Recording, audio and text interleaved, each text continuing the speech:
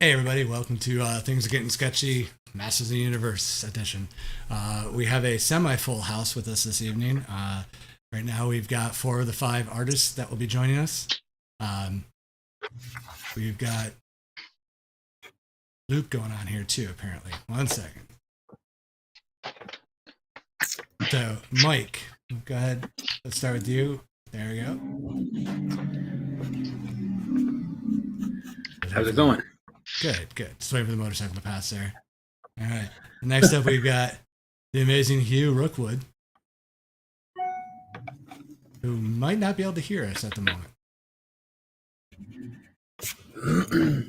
I think some of them are cut out a little bit. Hugh, are you able to hear us?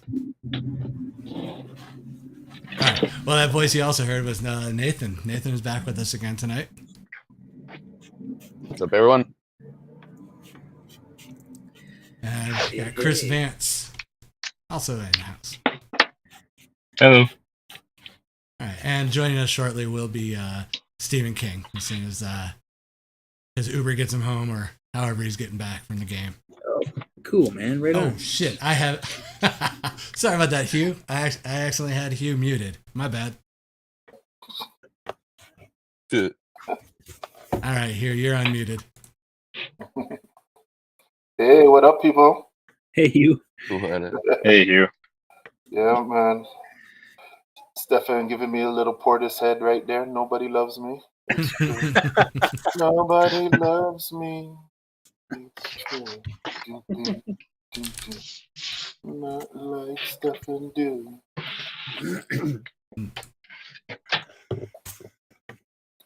That's all right. I still love you guys. Cool. All right, so Mike, what are you drawing tonight? Well, I was going to open up the night with a one random request to our viewers, if there's anyone watching who wants one, Master of the Universe themed coaster, which I would use as kind of a warm up to start the show. So, you know, maybe if we want to give someone like, I don't know, we'll give us like 10 minutes or so of people to like mark down, add me in the comments right now, maybe something like that. And I can just roll a die here. Even I got like different dice here. We can see who gets a random coaster. Their request must be a Masters of the Universe character. But when I'm finished that, then I'm going to draw this big Moss Man on green paper. Very cool. All right, so everybody who's in the chat rooms, if you want to get a coaster, for a chance to get a coaster, go ahead and put add me, and are we saying add me, or do you want them to say what they want and then we're gonna just roll? Yeah, they can say add me or whatever. Yeah, like that way. Just make it known that you want a coaster, and we'll figure it out. Yeah, we'll figure it out in a few minutes. Yeah. Okay, cool. Hugh, what do you got going on tonight, buddy? I'm gonna have fun. Just do a nice little fight scene with He-Man and Beastman. Nice. Not often get to draw this stuff, so that's what I'm gonna do.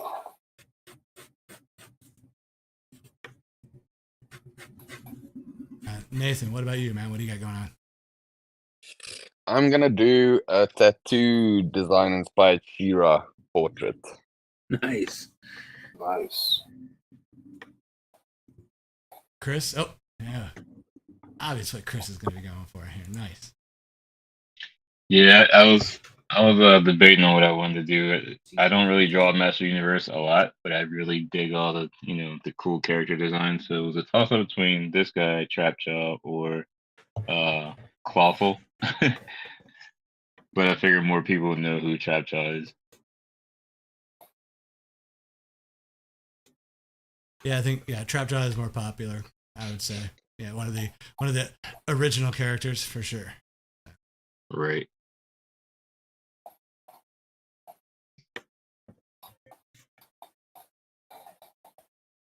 So now that we got Nathan down in South Africa at the moment, it's actually winter for him. But everybody else, it's Well, it's going into winter. going into winter. You're right, correct. But we had Yeah, everyone Camilo else is on having last sunny week. times. So how cool is it there? I mean, because you're not wearing the jacket now, but that's what I was getting into. No, it's like it gets chilly. It's like it was raining a couple of days ago, and then all of a sudden the temperature just dropped like 10, 20 degrees. So it's getting chillier and chillier. And we've got like that load shedding thing I've told you guys about, where they cut the power off to the country to certain areas. yeah. We've Oh had yeah, it I like forgot about that. for like 4 hours at a time now, Right. 2-3 times a day. But I just converted the whole tattoo studio to solar power. So I'm sorry, you just what? Converted the whole studio to solar power. Oh, Nice. Oh, nice. Oh, cool. Now, how long are you staying there permanently now? Are you coming back or what? No, I'm coming back. We just came to sort out the last things and fetch the dogs, and then we'll be flying back on about, I think, the 9th or the 10th of May. Very cool. And we're flying to Los Angeles, getting the dogs there, and doing a road trip back to Colorado. Very cool. It's gonna be a bit of a journey.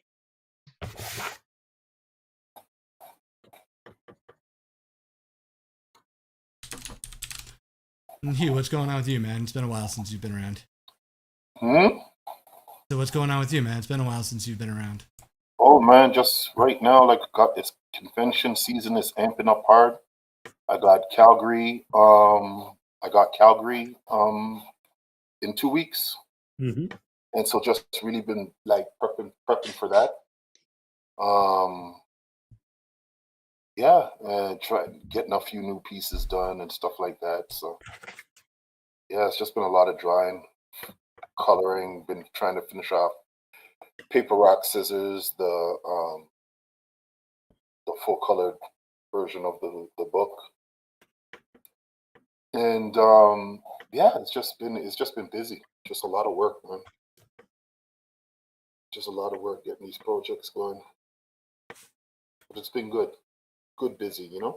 Mhm. Yep. Good busy. It was my youngest's birthday on the 8th, and we had a really good time with that. Awesome. Happy birthday to him. Another Aries. Very cool. Yeah. He's in that double digits now, you know? Mm-hmm. Yeah, That's crazy, so, man. And getting in that double digits and all the attitude to go with it. All the attitude to go with it. It's like, all right, boy.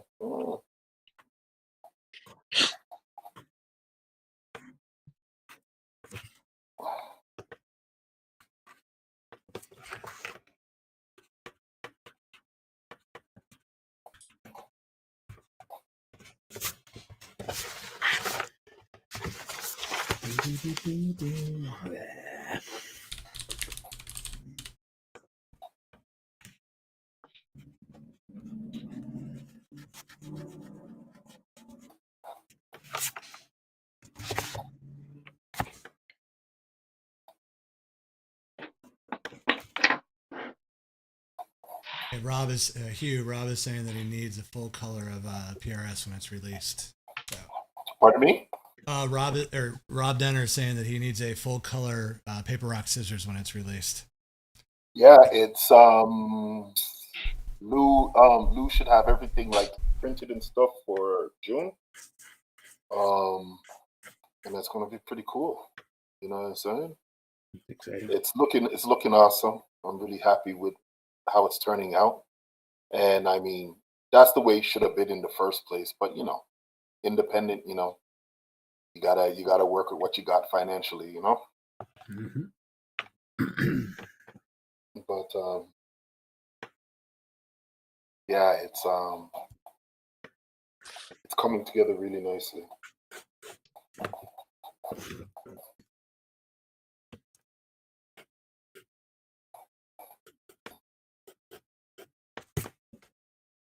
So is everybody going old school style here? Anybody going to do it for the movie or the new adventures? I think I'm gonna mix it up. The toy had some cool elements in it, and but that the cartoon didn't have. Mhm. Yep. Like the toy had the spikes around the fur around his head and stuff, but in the cartoon, he didn't really have that armored piece around the neck. Just kind of like those spikes on the shoulders and stuff. So God. Catastrophe. Sorry. Hi. Yeah.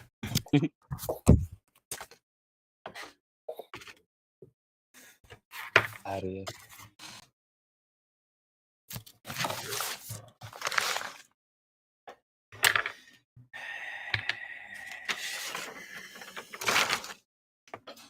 Such a heavy sigh there, Mike. Everything okay? Oh yeah.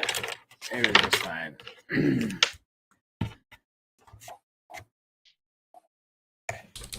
Everything's good. Yeah, Rob was saying he was hoping to see Gwildor. Gwildor. Yeah, can't always go too much there, Rob. Sorry. Gwildor. Oh, forgot about that dude. Yeah, he kept mentioning that to me the other day. I find when I draw these characters, I always go from the toys as a starting point, and Exactly. kind of go from there The because movie still hold up. there's a lot of stuff that the cartoon just softened up too much. Like Yeah. if you look at the Merman toy, it's got such an intense expression. It's such a savage. Like if you actually met that merman versus the one that you meet in the cartoon, it'd be a different experience altogether. Well, actually meeting them at all, of course, would be Yeah, I was crazy. about to say it's life changing if you meet either one of them. But the obvious aside, yeah, Yeah, something went seriously sideways if you're. Hey, Steve's here now. All right. Hey, Steve. Steve.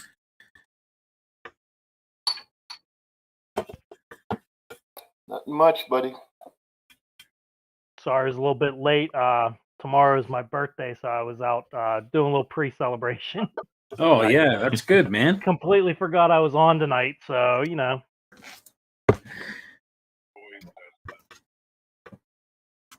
Well, happy birthday. Well, thank you.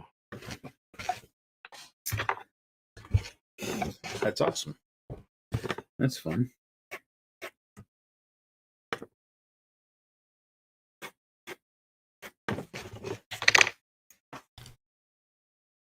Yeah, did you go to a Pittsburgh game today? Is that what you were doing? No, I was at a Permane Brothers bar restaurant and watched the game and was drinking some fancy Iron City beer mixed with iced tea. So Ooh, Mm. the new He-Man character, Drunk Man. No, it would be drunker. Drunkor. Yeah, drunker. gotta add the R to the end, Yeah.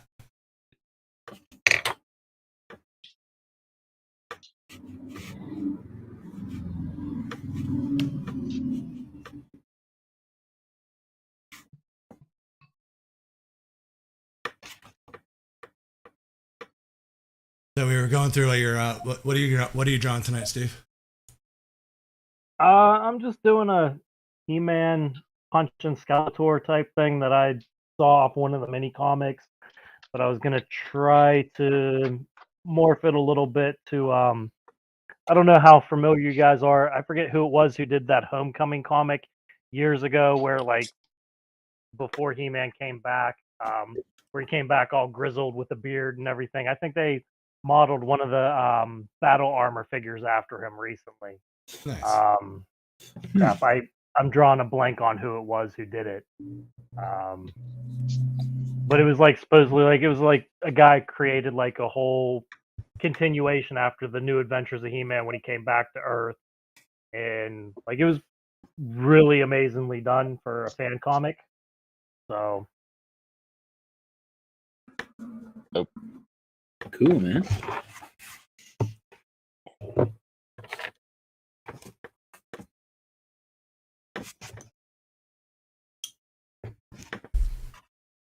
Oh, so Hugh, are you going to Granite Con this year? Yes.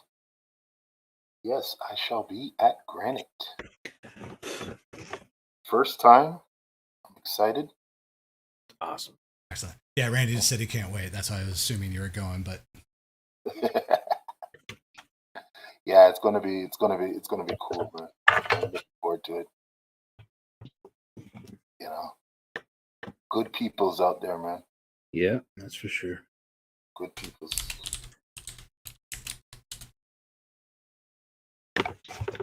Looking forward to it as well. Right, it's gonna be me and the brother Uncle, baby. Tell a friend and 2 cousins.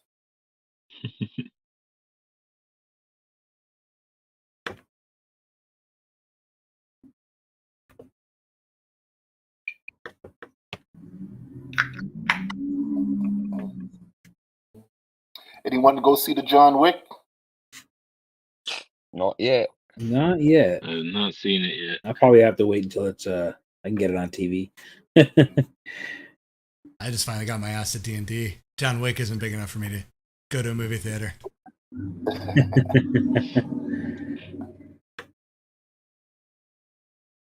Has everybody seen the D&D movie?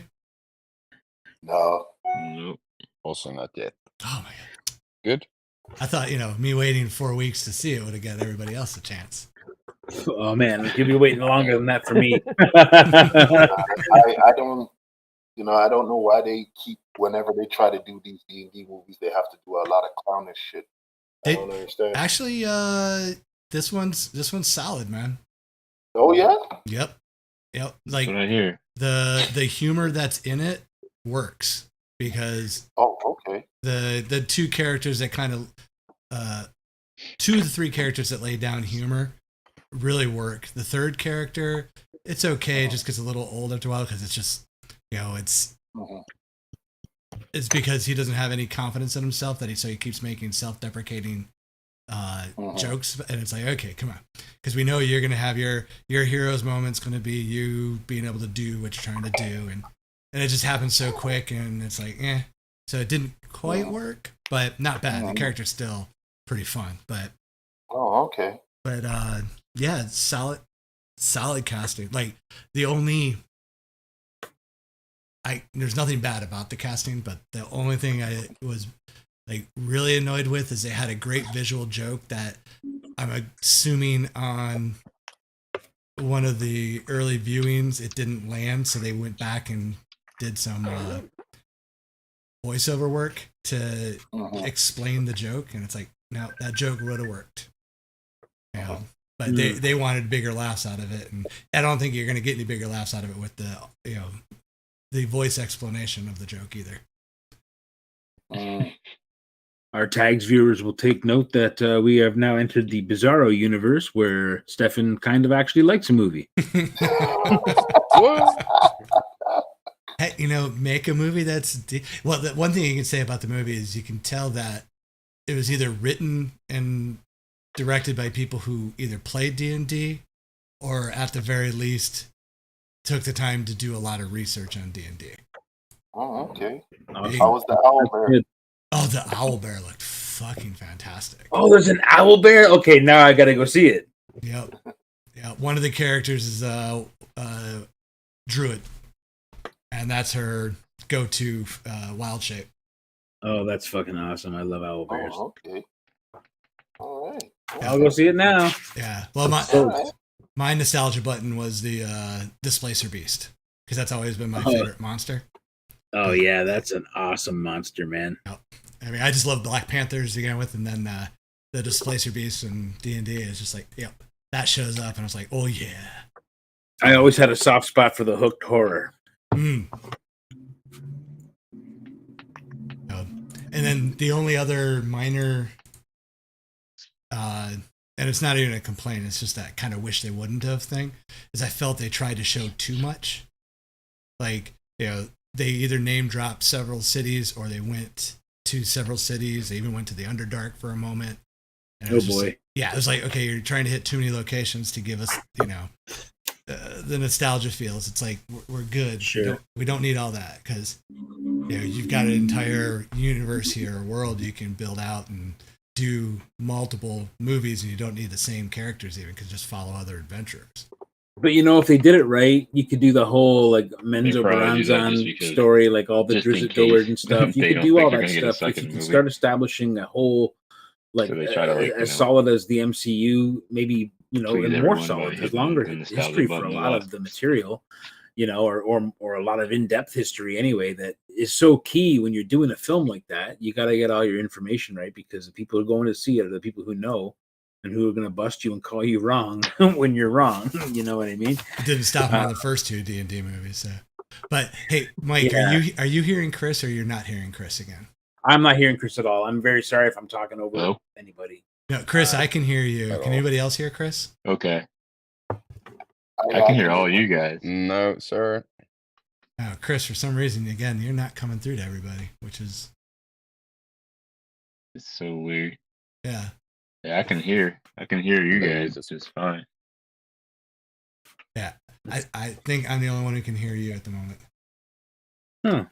All right. Let me see. Maybe it's my earpiece or something.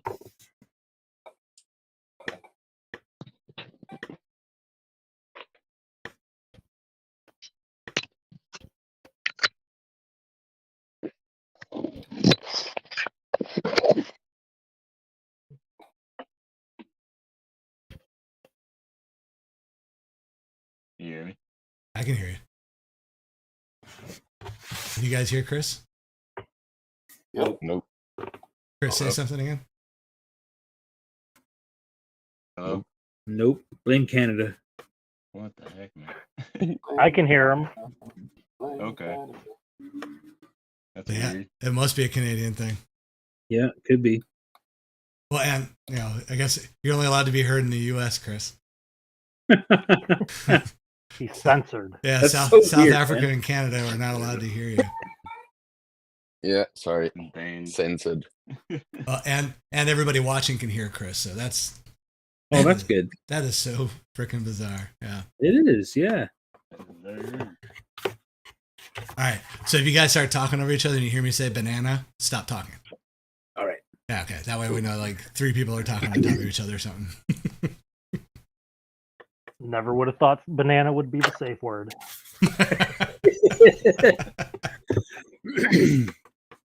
Man's full of surprises. Mm-hmm. No. But yeah. So as Chris was saying, like I'm assuming the reason they did it is they wanted to get as many locations in as possible. Because they weren't guaranteed they were going to get a sequel. Right.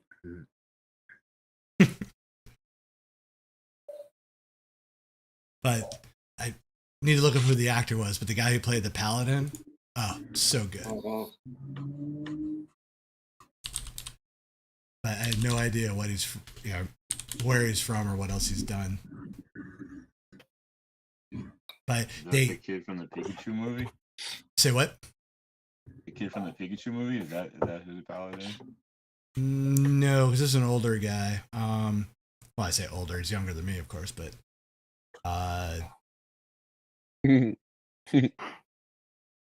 Jurassic World. up right now, real quick.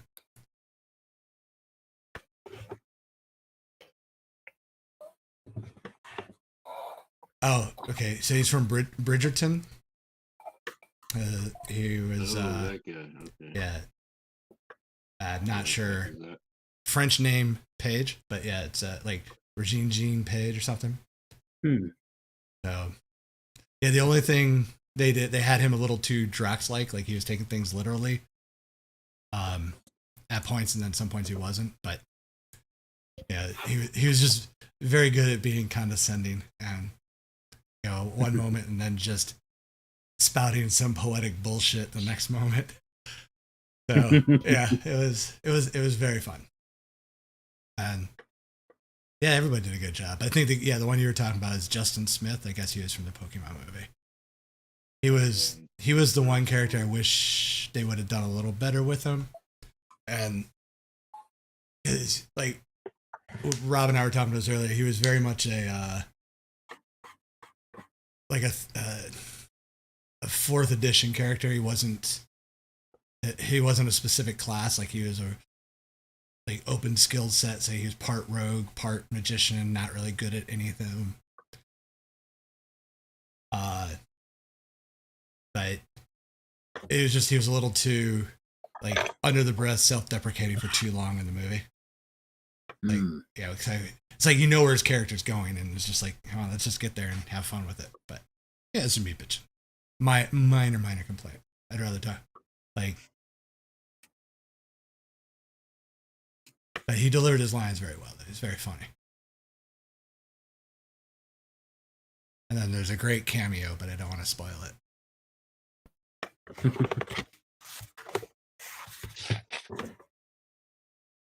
I'll just say that in the movie, Michelle Rodriguez's character has a type. It's pretty amusing.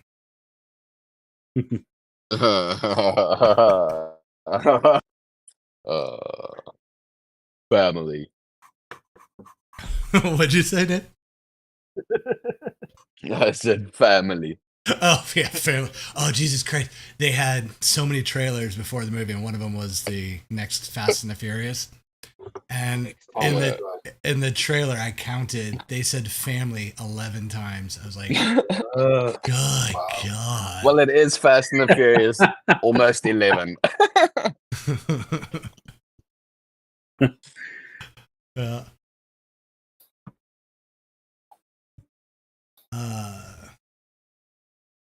Oh, Rob saying last thing Page was in was The Gray Man with Ryan Gosling. I'm not sure what that is. Oh yeah, I think it's a Netflix spy movie or something with Chris Evans. Maybe, I don't know.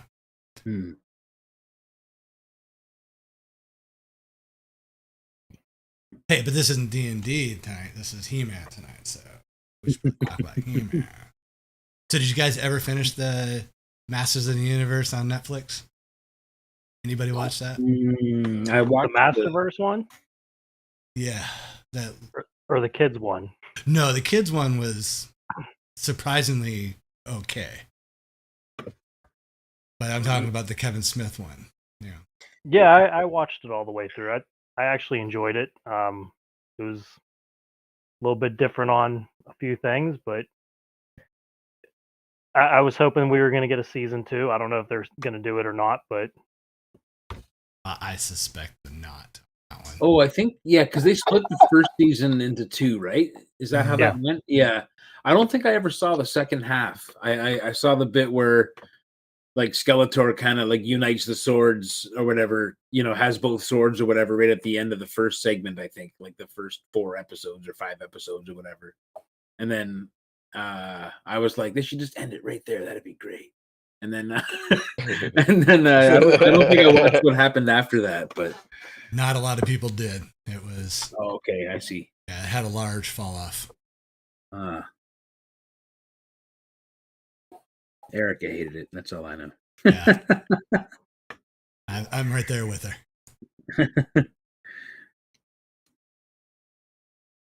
I don't know. I like the idea of Moss Man in that one as sort of a avatar of the green, which is something he's actually been recognized, as before in other, in comics and stuff too, to a degree. But I didn't love his design in that show. I always kind of liked the fact that he was, just kind of given a he's basically a green flecked beast man. I like that it was built off of the beast man mold. I like the idea that those kinds of creatures could live in the same place, and one represents the wild and one represents the green, and so I kind of went in that direction because I just kind of the toys are always my first go-to for the design when I get started drawing these things. But I didn't love the way he was done in that Kevin Smith one. Like drawn or just done dirty? Just the way he was the way he was drawn, the way he was designed, I guess. Yeah, I didn't it didn't do much for me. Rob's saying they are continuing it with the Masters of the Universe Revolution. It's supposed to be summer.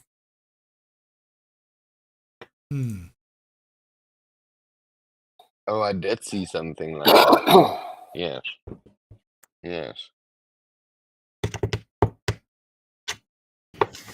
Yeah, I found the 2002 version of He-Man and the Masters of the Universe on YouTube recently. I don't know if you've ever seen that one or not. I've never seen it till this. It's fantastic from what I recall. Stories are pretty solid. The art is definitely early 2000s art. Everyone's got the glow up. I mean, they're all still,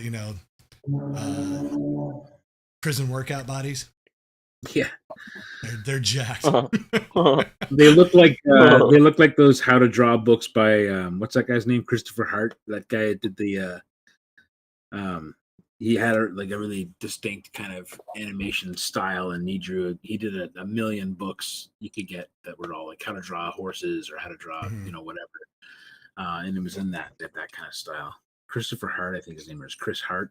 I can't recall. His books were very good, but he had a couple of points.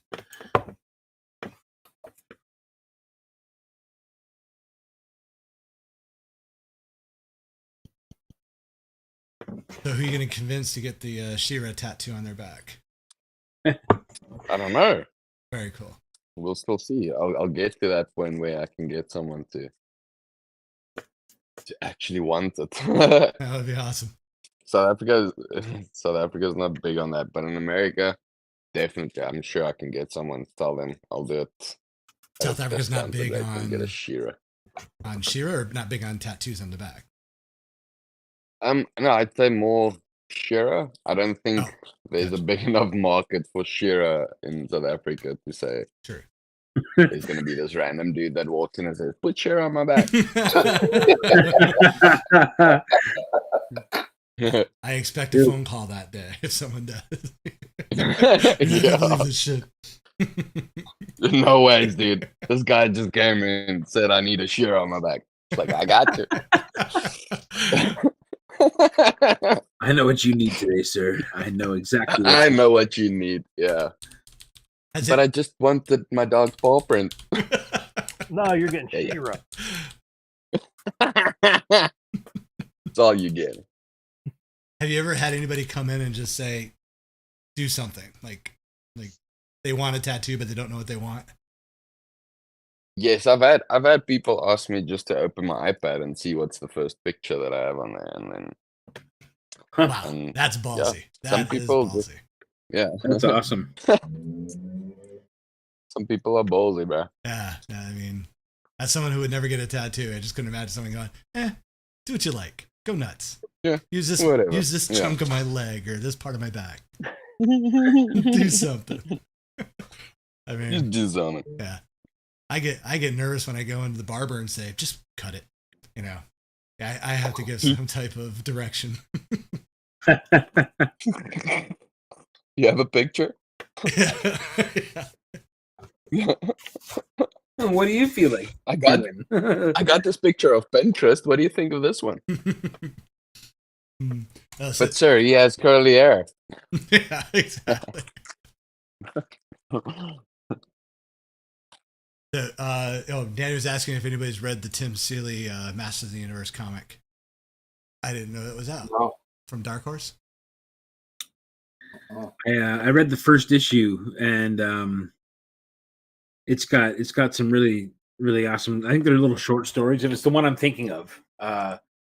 but there's a great Kelly Jones He-Man story in there that's just fucking awesome. It's just a really different take on. Yeah, he's listed in there. Yeah, I'm looking at the art from it. That's crazy. Yeah, oh yeah, it's so good, man. I read that and it really like made me stop and go, yes, like this is such a fresh take on on what He-Man could be. Sorry. The way he's drawing Webor or Web Store on what He-Man could be. Sorry. Oh yeah. We're getting some loop there. Oh yeah, who's got the web page up?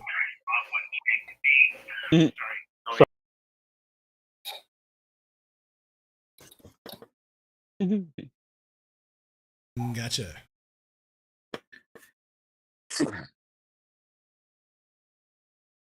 Masters of the Multiverse? Is that what it's called? Oh, Masterverse. Masterverse. That's it. Yeah. Masters of the Universe, Masterverse, #1. And I think there was a graphic novel that Tim Seeley did a while. Well, I mean, I read the graphic novel of it. It was a year or two ago that I read it. It was really good as well. It had all the He-Man from all the different possible He-Man media, like kind of like a Spider-Verse type vibe, but all He-Man stuff. So, like, I can't remember exactly, but there might have been a He-Man Pez dispenser that was like a character, that kind of stuff. That's the Yeah. that's cool. Yeah. I don't know. I mean, I was. It went there. It went there. Believe me. But it was interesting. It was really well drawn. It was exceedingly well drawn, and it was quite good. They used the Faker design from the cartoon, which actually no, hold on. The design of He-Man where he's solid black, but like the eyes are red, and the Anti-Eternia. Yeah. That he's in it. It's really good. It's actually, and then Dolph Lundgren, of course, shows up with that whole crew of the movie, and they're drawn very very close likenesses to the film. Nice. And it's actually kind of fucking awesome. I'm not gonna lie. It really is a lot of fun if you're a He-Man. What was that called? I want to say it was Masters of the Multiverse or something like that. That wasn't the Eternity War, was it? You know what? Your guess is as good as mine. I just know I read it. I hadn't read a He-Man comic in a while, and it was really enjoyable. Sit down, kind of read. But the one that we were talking about earlier with Kelly Jones, that's one that's currently out right now from Dark Horse, and it's really good. I want to actually get it. I've only got the first issue. It's probably on issue 4 or 5 now at this point. Yeah, I'm looking.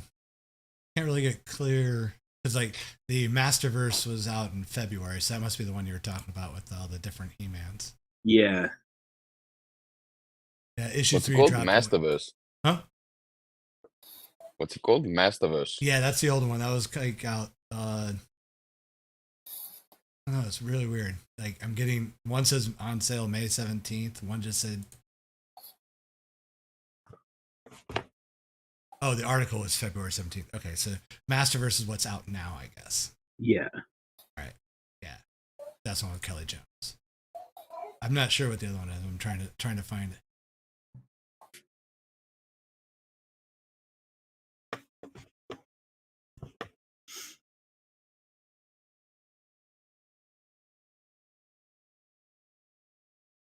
Yeah, it's kind of crazy with like there's not a lot of He-Man material out there that you can really pull from as far as like runs on the shows and a almost defunct movie that barely made it across the finish line.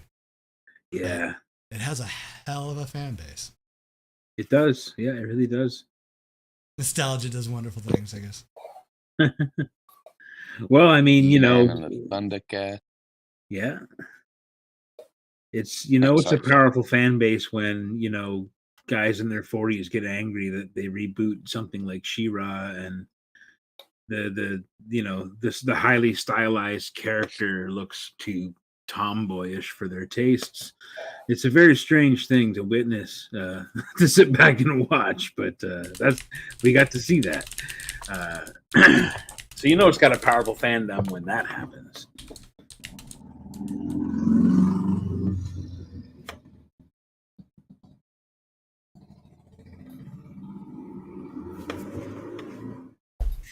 But yeah, Rob brought up the fact on the movie. know this or not, but the original story concept for the Masters of the Universe movie was actually supposed to be a New Gods movie. But yeah, if you watch the movie knowing that it was supposed to be a New Gods movie, you can totally see it's a New Gods movie. That is a different lens to put on that one for sure, but it fits. Yeah. Yeah, but yeah, because everything that Skeletor is doing is exactly what Darkseid would be doing, and He-Man is, straight 1-for-1 for Orion. Would have been a pretty awesome casting too, in a way, if they just kept it the same and approximated the New Gods and like I mean, he would have made a great Darkseid as well. Mm-hmm. In a different way, I need some more lights on this matter.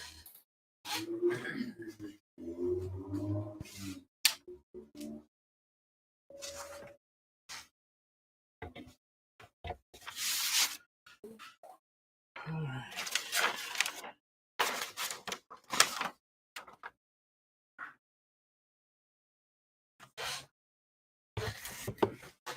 Oh. So how many of you guys actually watched till the very end after the credits of the original He-Man movie, where Skeletor pops up out of the water? Mm-hmm. I want to say that was like the first ever like end credit scene in a movie. Someone, yeah, it might be, man. Yeah, I remember that very well, though. And the funny part of it, though, it's a boomerang shot. If you look at it, it's actually run in reverse. But yeah, it is the end credits. Probably the first. Well, did that one come out before Ferris Bueller's Day Off, or after?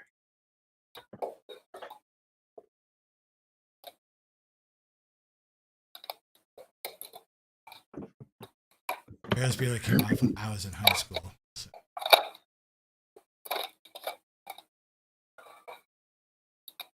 Well, this one did too. 87. I'm gonna say this was first because I think Ferris Bueller's 88.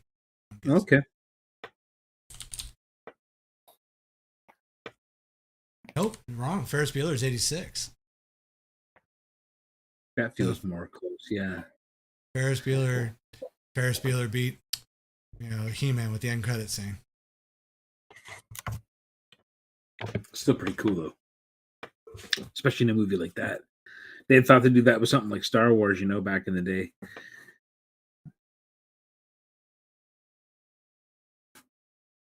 No, Star Wars is already breaking rules with the credits. Yeah, true. Because they put the credits at the end of the movie, which was unheard of. Like the full star credits, like not putting the. Oh right, yeah. Primaries, yeah. Hey, Michael. No Hulk tonight, but we do have a green paper with Mossman. Yeah. Must be Mr. Pena. I almost drew a red Hulk today. Just because I hate that character, but he's actually ridiculously fun to draw.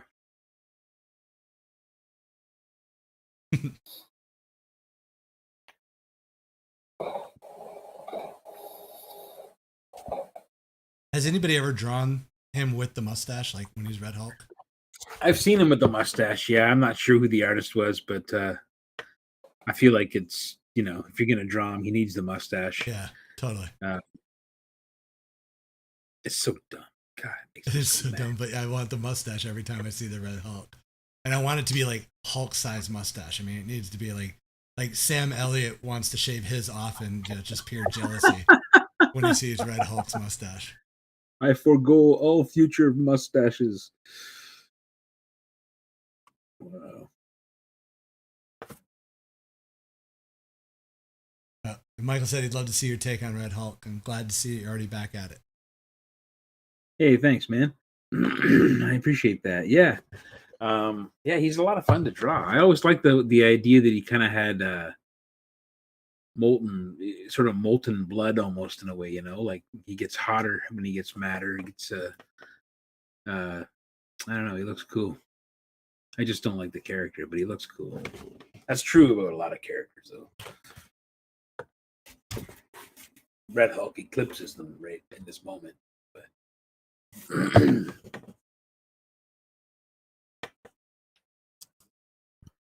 All right, so we've done favorite Master Universe characters on the last time. What's the least favorite character?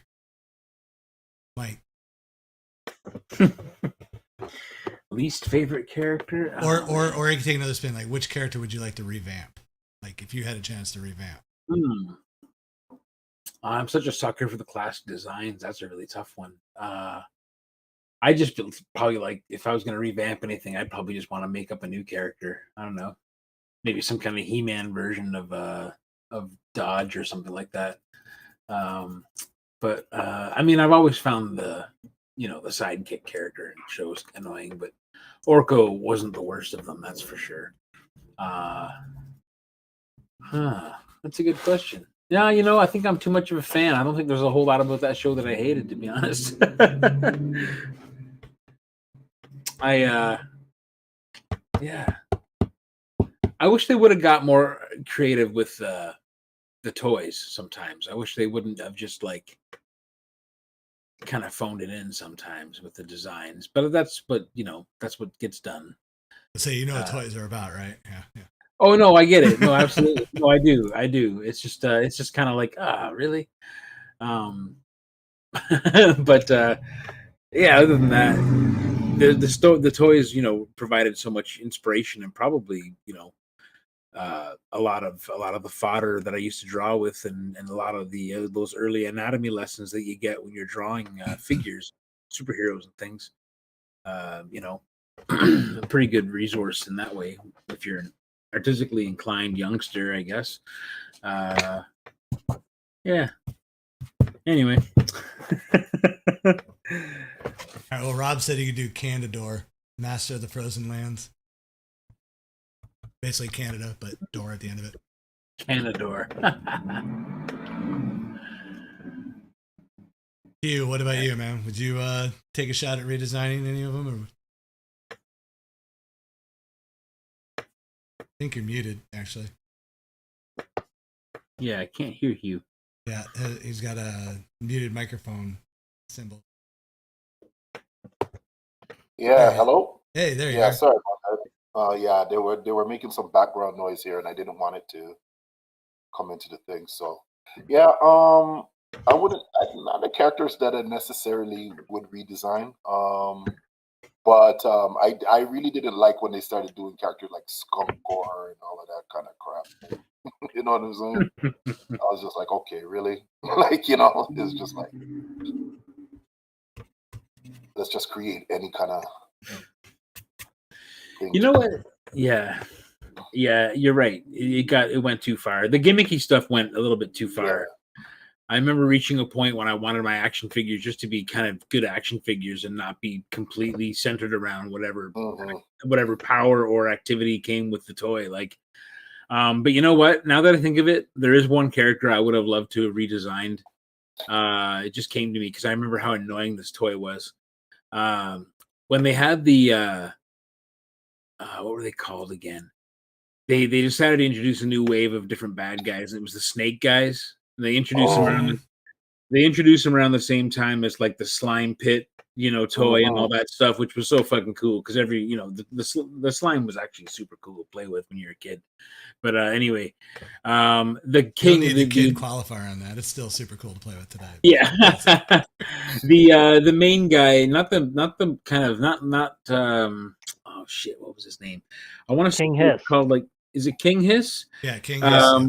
Yes. Yeah, where he kind of starts out looking like Ronan the Accuser, and then his arms and our plate comes off, and it's just like a snake head and snake arms and snake. Excuse me. It was a kind of a junky toy, I remember, and I remember thinking the design was weird and boring because he was like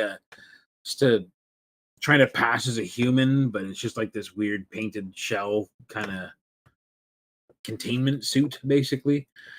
It'd be kind of fun to do something different with that. I like the idea of a containment suit that's filled with snakes that powers the character, but it wasn't executed well. Well, the 2002 show, they made him into like an Egyptian looking thing. Oh yeah, cool. Like he had like a I don't know what the word was, like the Egyptian headdress and everything, and like he had like a more snake face. So they just went Right straight up G.I. Joe with that then. Like Serpentor, or Yeah. Panther, yeah. Yeah, kind of like Serpentor. Yeah. huh? Or Rathamon from Conan. I was It's all about the to say same the- design. the serpent. Just the same guy over and over again. Same voice actor too. You know.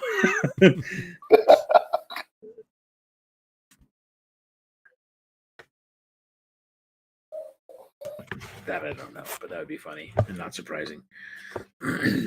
Yeah, I guess all the cartoons around that time just went through that phase of, hey, snakes, bad guys, snakes, because Bad guy snakes. Here we are. yeah, the Conan cartoon, I forgot about the Serpent Men there, yeah, and then He-Man, G.I. Joe, yeah, got them all.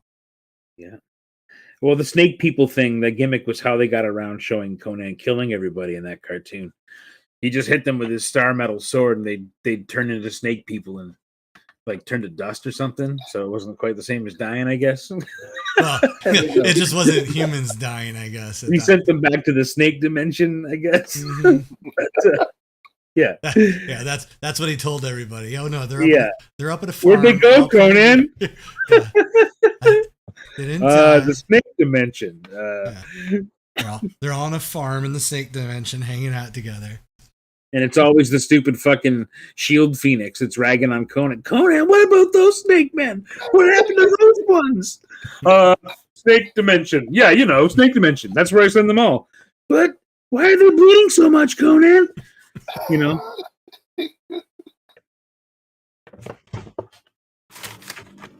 Cartoons in the 80s. Perfection. Kind of bravery.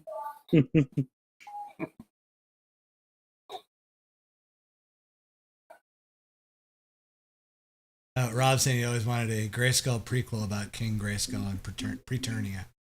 Mm. Yeah, that's just lazy name writing, by the way. Preternia. What did we have before Eternia? Preternia. Yeah. Well, I was given in wait, hindsight the name. It was With He-Man's son, Hero. Oh, Hero. That was- Yes. Yeah. Yeah. They just gave up at that point. Yeah, we're not hearing you, Nathan. He was probably dropping some serious heat on He-Man too, and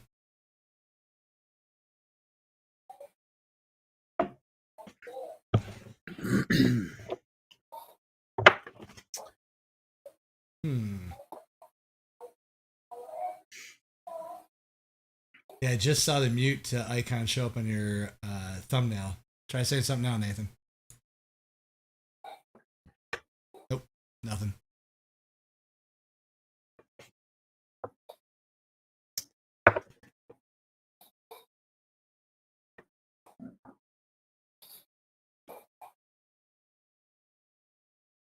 Must be a time zone thing. In about 4 hours, all his audio is going to come flooding through.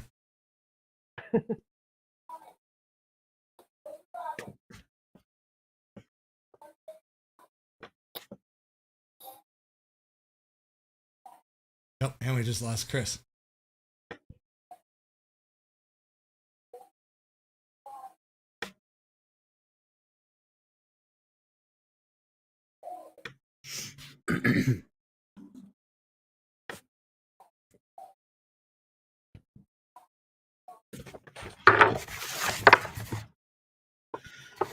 all right.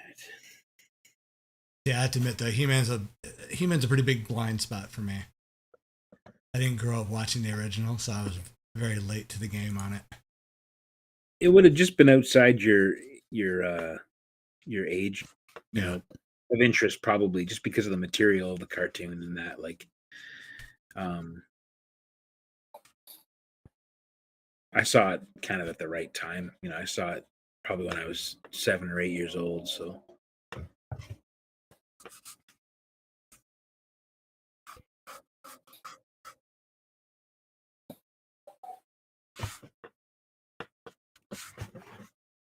Yeah, He-Man went kind of like was my prime, and then went right into Turtles for me. Like that was like my age range. Yep, So it was pretty magnificent time in my opinion. for sure. Yeah. So I think it went like right from He-Man, a little bit of, I don't know if you guys were familiar when Rambo had his own cartoon, Yep. and like they had the action figures that were like giant. Yep. Like They I were had all awesome. those, and then we went right into Ninja Turtles. So That's a natural progression. That sounds totally normal, man. well, except for like you were saying, like growing up drawing, trying to emulate the He-Man figure, everybody looked like they were bow-legged and had Oh, like yeah. giant muscles. Yeah. Not exactly the best anatomy form to learn to draw, but No. it works. But if it got you started, you know what I mean? That's Yeah.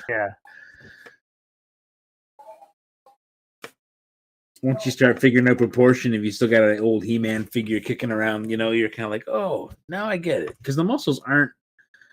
It's not like they're. I mean, they're over the top. They're ridiculous, but they're kind of all in the right place, and they're kind of all roughly the right shape. They're just blown out and exaggerated, Mm-hmm. But once you start figuring out how to assemble a figure and putting two and two together like that, then it can be kind of a weirdly useful little thing.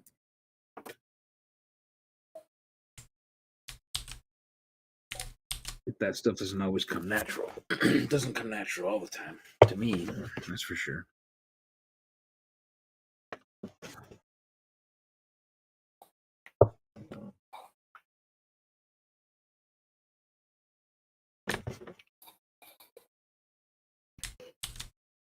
Paper's weird.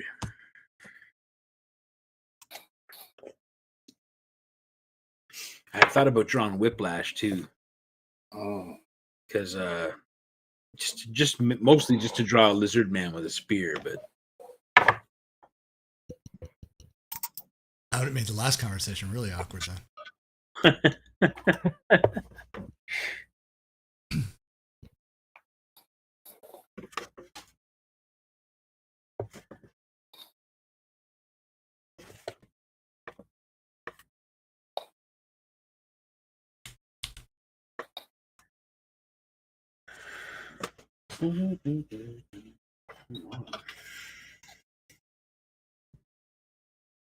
So did any of you guys watch the Toys That Made Us thing on He-Man? Yeah, it was great. There's a pretty cool documentary. I think it's on Netflix. All about He-Man as well. It's sort of got some of them. It looks like some of the footage was taken. Some of the same interview footage was taken. Used in each, but the same settings anyway. But they interview like the original designer and one of the character designers and stuff like that. It's really awesome. Really cool history. I think I saw that one where he was talking about how Skeletor was like based off of something he saw on I'm drawing a blank on the Jersey Island sideshow or whatever. He thought it was actually like a real dead guy hanging up. Oh yeah, I remember something like that. I think.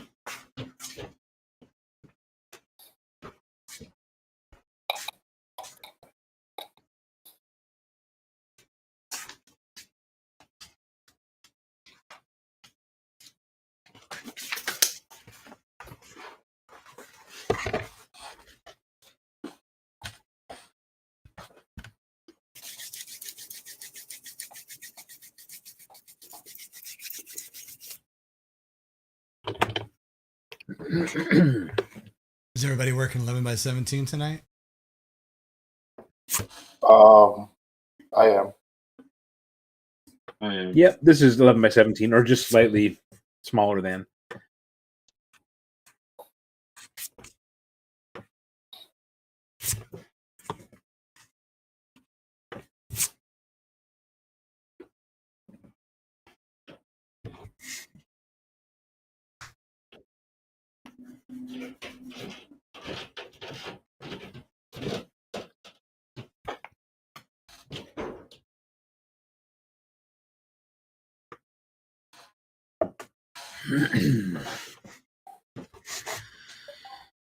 Oh boy. All right.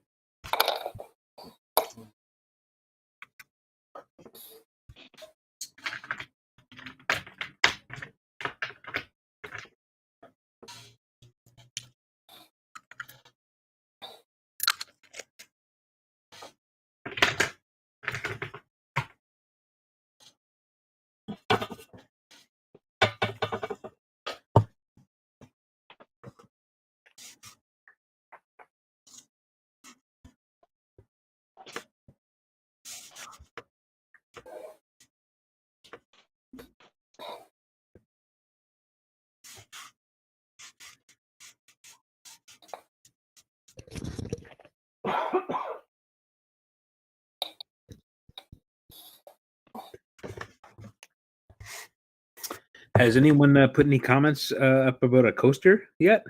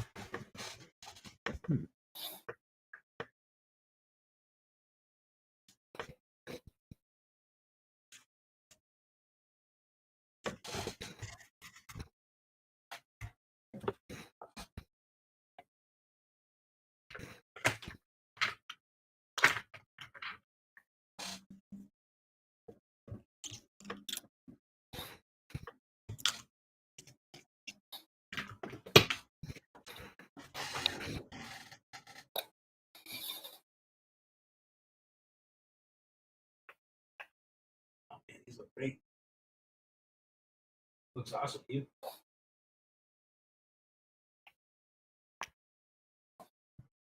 Sorry, Mike. Did you say so?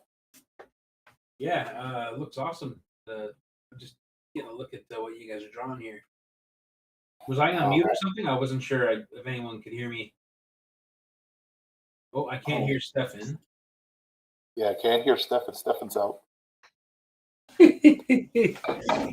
Yeah, you're right. Well, my mic was down. Sorry, but Oh, yeah, your mic was like you were away from it or something. You were very low. oh, really? Oh, okay, weird.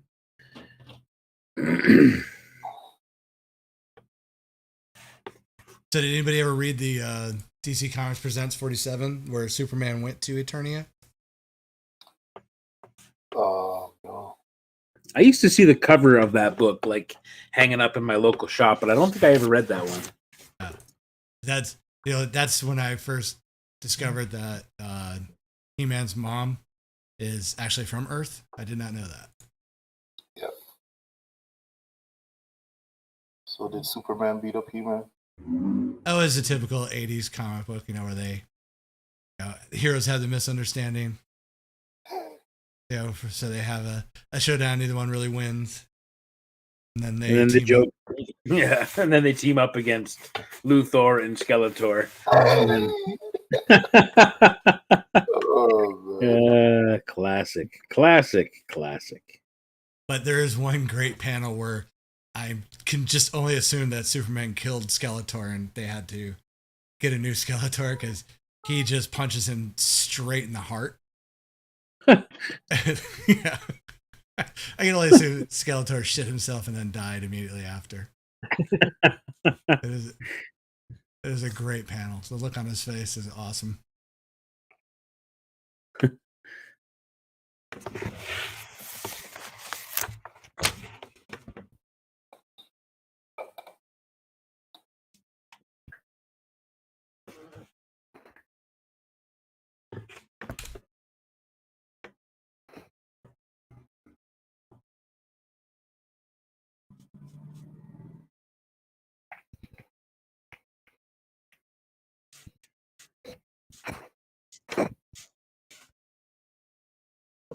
So many questions for Nathan, but I don't think he's got audio yet. Nope, guess not. Are you gonna write? Sure. So do you do purple as in for like specifically for the tattoo flash, or like to become a transfer like the old copy machines? You use purple because you like purple. Xerox or ditto machines.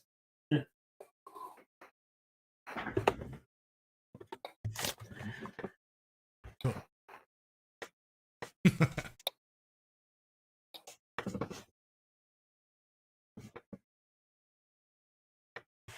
Oh. The cigarette ash is a bonus. Just doing that for, add a little texture.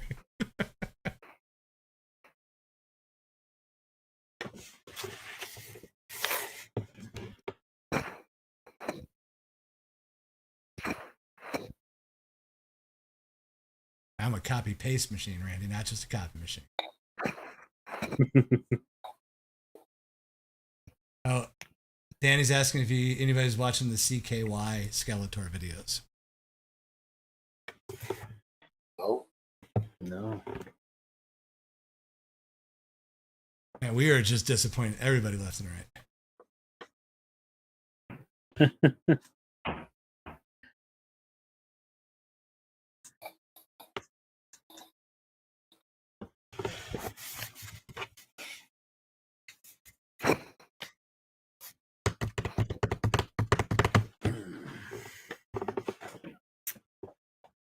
So, Steve, I'm not sure that your camera is really zoomed in as well. If you can see it or not. Okay, I just didn't know if it was actually on telephoto or if it was just that close. I think it's just close. Let me see if I can change it.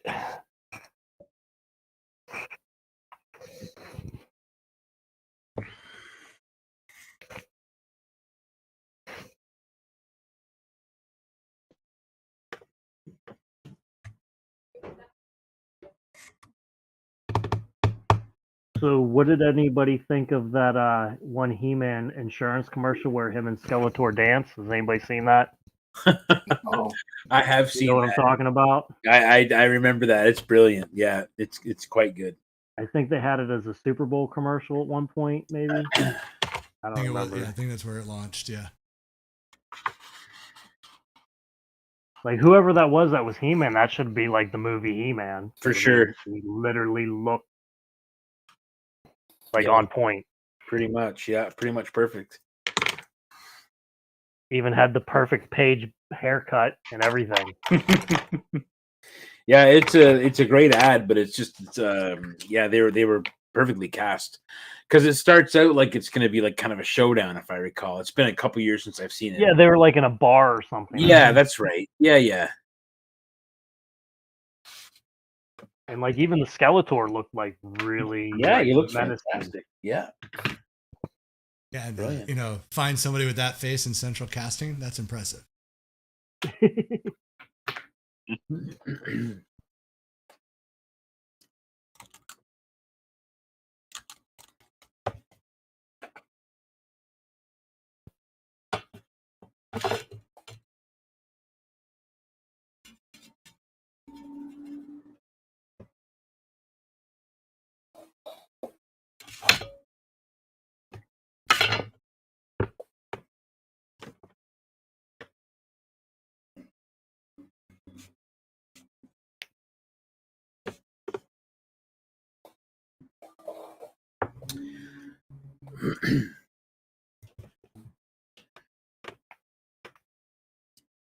I know I was on late, but did you guys discuss who was your favorite character of He-Man or Not really. No, I don't think. Did we? I can't remember. No, I know we did it before in a different episode, but not everybody was on that one. So Right. Yeah. yeah. So Steve, since you bring it up, go first, buddy. I honestly think my favorite character was like Scareglow because he was like the best action figure, even though they had no story about him. That was like in later years when like Ninjor and they introduced Keldor, but Yep. he was like supposed to be like the like the ghost of Skeletor or something, and then later on in that the Kevin Smith they had him as like the Lord of the Underground and stuff. Yeah. But his like whole look with the purple cape and he glue in the dark, he was like my favorite action figure of all time. Huh. So is your favorite character or favorite action figure? Oh, I mean, he didn't really have any. He wasn't on the cartoon ever That's true. in like the days, and then like he was in a mini book where him and like Ninjor showed up, and like they just kind of like introduced him as the ghost of Skeletor, but they didn't say he was the dead Skeletor. He was just a ghost of Skeletor. So Right.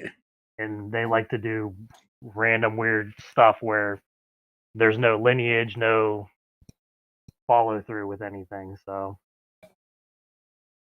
but that was like whenever they did the first started introducing the pre-Eternia, where like He-Man went back into time, was riding the Triceratops and like the dinosaurs, and first saw the Snake Men, and when they were attacking Eternia and stuff. Right. Like they ended up, I think, ending like right after they first put out the that first book. That's like it was like Powers of Grayskull. I think that was like I think where it ended, and He-Man ended, and then they put out the New Adventures. But I don't remember that character so much. Like I think he looks awesome. I remember seeing the big poster of all the. There's that poster that you can get of all the He-Man figures that were made in that format, and he's on there, and he just looks really cool. Yeah, I didn't really know him. I'm trying to think. My first exposure to He-Man was the very first wave of toys that came out, and I remember compared to all the other toys that were out at the time, like there was something about He-Man figures that were just so much bigger and so much, just so solid. And there's even the packaging was great, and even the little illustrations of the product on the back of the package was amazing. And the mini comic. I was saying, didn't they call it a mini comic? Oh, yeah. Yeah, the mini comic was so great, and they were drawn by guys like Alfredo Alcala and stuff like that. Guys who drew with Conan books for Marvel and stuff were drawing these. And Mark Texeira's very first work as a teenager before he became famous to draw Ghost Rider and Wolverine and things like that at Marvel. Bruce Timm, some of his earliest work is there too. Really, really fucking cool. But yeah, I think for me it's Beast Man, because he was the first figure I bought. The first I had a choice of kind of all, and something about Beast Man just grabbed me and kind of set me on a path, I think, in one way or another. But yeah, really awesome toys. I actually had quite a lot of toys, He-Man toys, when I was a kid, but I had no He-Man, and I had only Ram Man and Tila as good guys, and I had all the rest were just bad guys, all the monsters. oh, that explains a lot. I was then about to you, say, Mike. we're getting a little bit into the psyche now, not just the toy collection. The Ram Man figure was awesome, but he was frustrating too. But he came with a really cool battle axe, and just a really, yeah. Yeah, his accordion feet where he wouldn't stand up. Yeah. But the battle axe was awesome. What about you, Hugh? Was it Stratos? Yeah. Was it that the name? Yeah. Did I get it right? Yeah. Like, yeah, it's been a long minute, but I always liked characters who could fly. Yeah.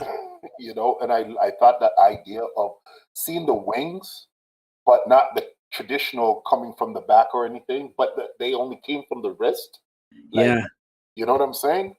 I thought that was kind of cool. I always thought that was a pretty wild look. You know what I'm saying? It just seemed so different, Mm-hmm.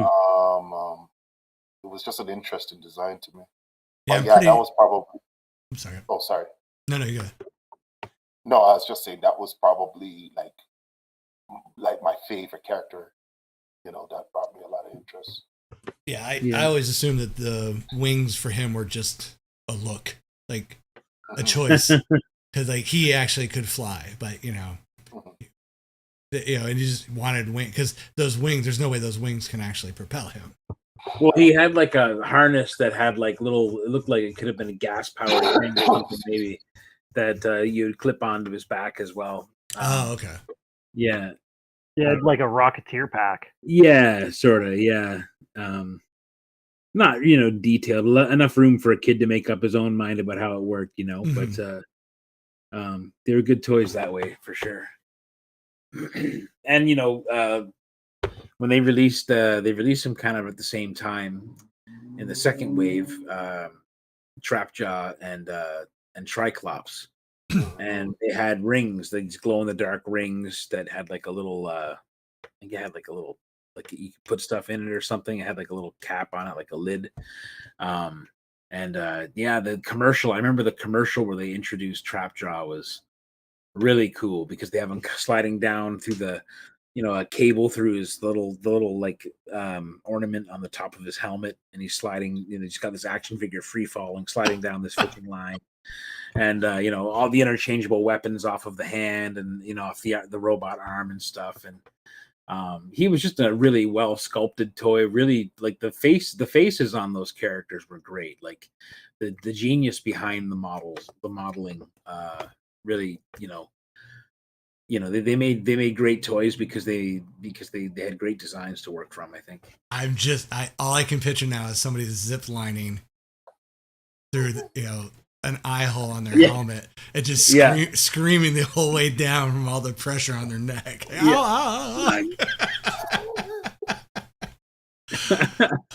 there has so much. Yeah, there has to be a better way. I didn't ask for this. I didn't think this through.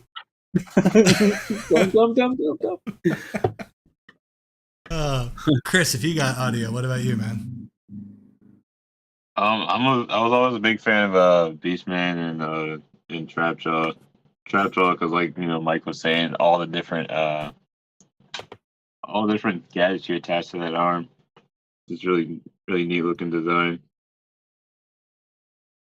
Yeah, he probably had the coolest design, I think. He actually had a really awesome backstory that they explored in like the Image comics. They had like the Faces of Evil, like where he was like a criminal and like Skeletor like blew his face off, and that's why he has the metal trap jaw. Yeah. You'll find his origins, I think, Stefan, in that cartoon too, from the 2002. Yeah, because I know they had the Skeletor one where you actually see Skeletor, with a face. Yeah. Yeah, Keldor. Keldor, that's it. Yeah. Before he one-ups Harvey Dent. I'm going full skull. yeah, just call me Face. Or no face. Jim Dixon is asking, so do you artists take a different approach to personal pieces versus these live bits, or is it the same approach regardless to the venue? Steve, you're on screen, so we'll start with you. It just depends on what it is. Like, obviously, turtles is my favorite thing to draw, so like you're gonna get like 110% no matter what, like extra.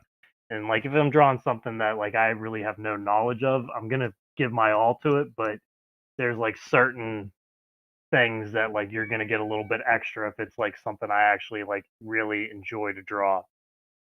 If that makes sense. Yeah, but like so here you're taking kind of a different style though with your He-Man. It's No, I mean I'm gonna still do the same with my stippling and everything that I usually do. All right. It's just with Skeletor, there's not going to be a lot of stippling because he's more of like with the dark shadows and everything. Mm-hmm. Like when I get to He-Man's battle armor and stuff, there's going to be like more detail with the dots and everything to replicate metal. So it's just kind of going to flow a little bit differently the way I'm doing it now. But I mean, at the end of the day, like I still do my same style no matter what, unless somebody requests me not to do the dots. Gotcha. Yeah, and stippling's kind of your signature move. Yeah. Cool. All right. And Nathan, we won't torture you at the moment. Unfortunately, I'd love to hear something about. I like watching when you do the brush onto the marker and pull the ink off that way. Chris, what about you? How do you take the same approach to art, or do you change it up for depending on what the subject matter is? I pretty much do stuff the same way. If it's something new that I don't know anything about, like Steven said, I mean, it's not gonna be like 100%. It's like not my absolute best, but I'll if it's something I'm enjoying drawing, you'll probably get you'll get my like turtle style. Yeah, I was about to say. So your Saggy Jimbos are obviously a favorite then, yeah, because those have all been awesome. Yeah, like he's fun. If it's something I really like drawing, you'll get a lot of good detail out of me.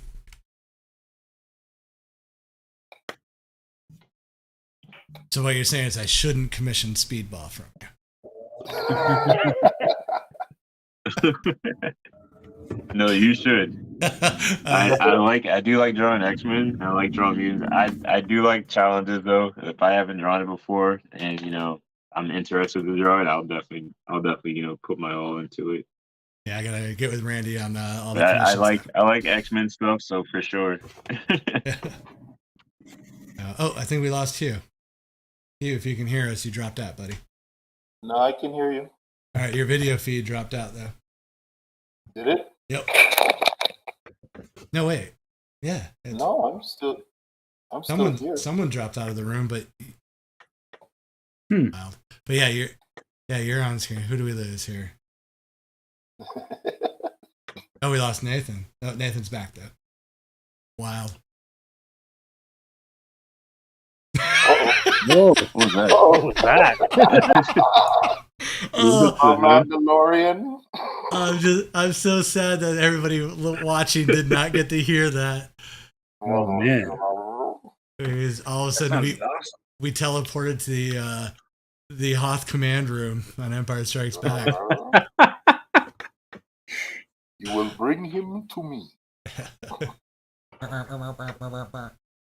right, let's see if I can bring him back in. That was pretty wild. That was. Oh, we're still gonna get that magic. Hang on. Han will get the shields down. We gotta give him more time.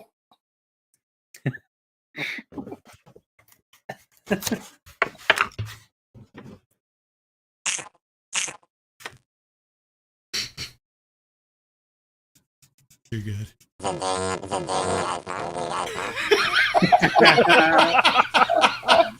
I hope our viewers can hear that. Oh, that one came through crystal clear. I think we're just gonna have Nathan on screen for the rest of the show and just have him talk. Oh boy. That's pretty wonderful.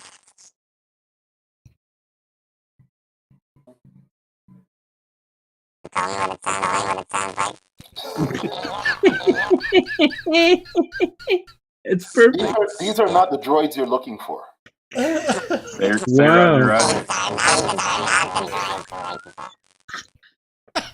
No R2. We need to warp. We are gonna get a cease. Roger. Start working R2. Yeah, we're gonna get a cease and desist from Disney. Yeah, And the Jawas did a number on that droid. No R2. Yoda isn't back yet. Oh man.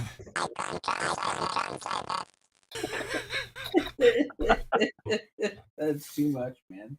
Too much. It's like Kenny from South Park in a way. You can almost understand what he's saying. Like if you listen hard enough, you can hear the words.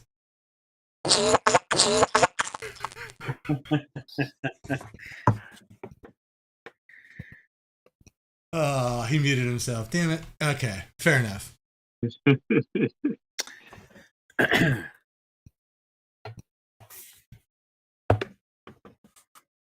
So I forgot where we were.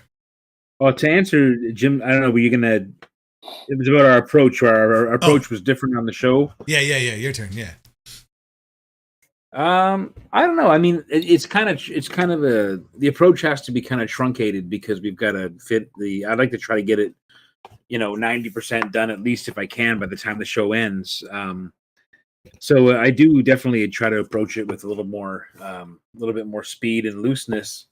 So I think people who get commissions from me tend to get tighter work than this, because it's a different kind of pressure. But when I'm doing like covers or things for publishers, it's a whole different ball game again. What I'm doing right now might just be kind of the preliminary, kind of figuring out what the final art's going to be. I might do sketches like this, or smaller color pieces, kind of working towards what the final will look like when it goes to print. But my approach to doing covers and things, much different. I'll do usually everything that's going to get printed gets done on white Bristol, done with ink, and then scanned and colored digitally. Speaking of cover work, are you able to talk about any of the things you got coming up now, or no, not yet? I'm not sure. I will say I did one. I don't think they've been able to show it off yet, but I did a cover with my friends at the Comic Mint, which are awesome people. Steve Finkel in particular. I did a thing with him, and I can't say what it is just yet, but I can say that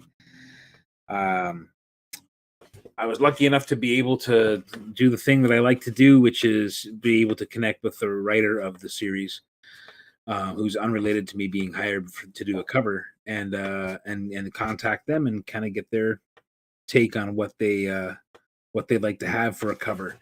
So that was kind of cool. I got to do that again in this case, and when I show it, I think a lot of our viewers will like it because it kind of crosses over into some of the subject matter that we talk about here. So hopefully I can share it really soon. Cool. Are you gonna make it is it gonna be a connecting cover, or do you guys decide not to do that? No, it's not going to be a connecting cover. No, it's just going to be it's kind of, I'll be honest, for me it's a very nice welcome back. This is a customer that I used to work with quite a bit when I was getting started doing a lot of covers for for Aftershock and stuff like that back in like 2016, 2015, kind of 2017, I guess. After I met Stefan, really, I started doing a lot more kind of retailer covers and things like that with Aftershock. And we did some really cool connecting things with the Comic Mint for Pestilence and for Unholy Grail. And we even did something for that time traveling one, the time traveling Templar Knight, when Knights Templar. Yep. That was a really fun. Was that for Comic Mint, or was that for Frankie's Comics? We did the lenticular one for Frankie's, but we did actually do one for Comic Mint as well, which was where he was sort of kneeling with his sword and there was a reflection in the water and the trees reflected. Oh yeah. It was a fun little one too. But it was really nice to work with them again, and hopefully I'll get to show off the original art, which is a lot of fun. I got to draw like 5 characters interacting, kind of a cool environment. So it was a really nice way to get back into it after taking such a long break from doing any professional work, other than Dodge, of course, which I think is actually the best work I've ever done. But it's coming slowly, but it's worth it. I think it's going to be worth it. Killing it, Mike. Thanks, man.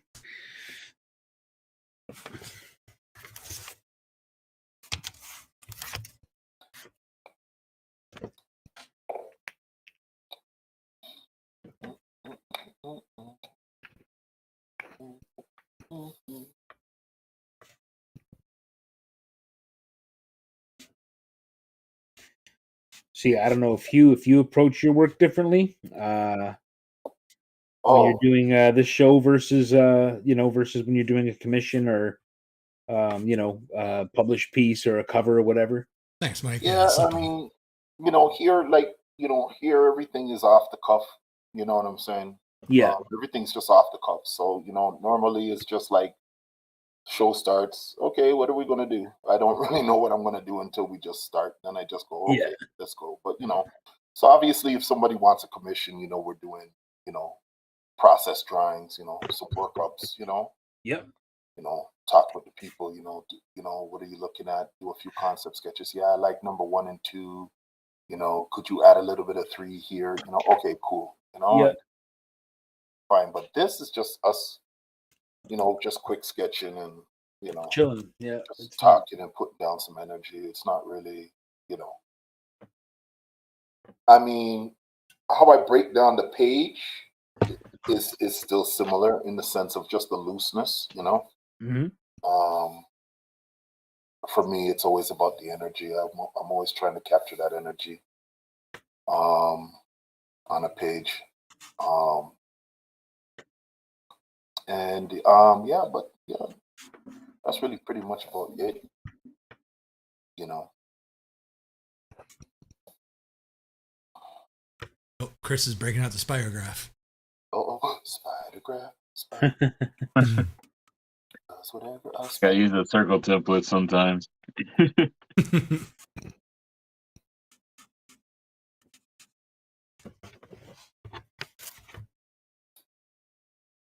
Dun, dun, dun. Nathan, I know you can't respond, but man, that piece is beautiful. Let me see. Let me see. Oh yeah, that's looking nice, man. Wow.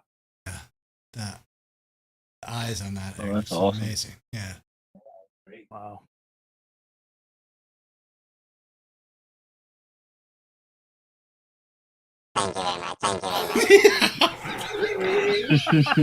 Oh, solo Wookie. Ha ha ha ha. Oh. Solo Wookie. Okay, we can end the show just with that right there. Thank you. Perfect. Oh, Excuse me. oh shit. Oh, whoa. Rob just posted, did you hear that they're making Nightcrawler the new Uncanny Spider-Man? Oh, That like a Marvel way of fucking over Sony or something? Wow. I mean, why would they just not make Nightcrawler the Nightcrawler? He's, he's got his own cool set of, abilities and How- storyline. Like why I don't Why can't Marvel just make me care necessarily again? think that's true, but okay. You know? Why can't they just make me give a shit again? You know? no, that's Because I haven't given a shit in so long. I you know, there's no. I just. Mike's constipated. I just wish Marvel would make me give a shit again. That's all. Marvel, you got my boy constipated. What's going on? I know how they could get me to give a There's shit not again. just one of those covers They where could let me they draw some just covers put them in for a suit. In that capacity, I would very much give a shit again. I'll be honest with you, I was pretty much done when they just started giving everybody claws. I don't know. It looks like it's a legitimate thing they're doing. So, And it just looks so dumb. It is dumb, mad dumb. The best part is they got him in a. So he's becoming Spider-Man or something? Yeah, he's donning a spider suit to patrol the streets of New York. But the funniest part is the mask. It has pointed ears in it, so his ears can go in it, and it just and it looks like He looks like Batman on the side though. Yeah, exactly. It looks like that noise.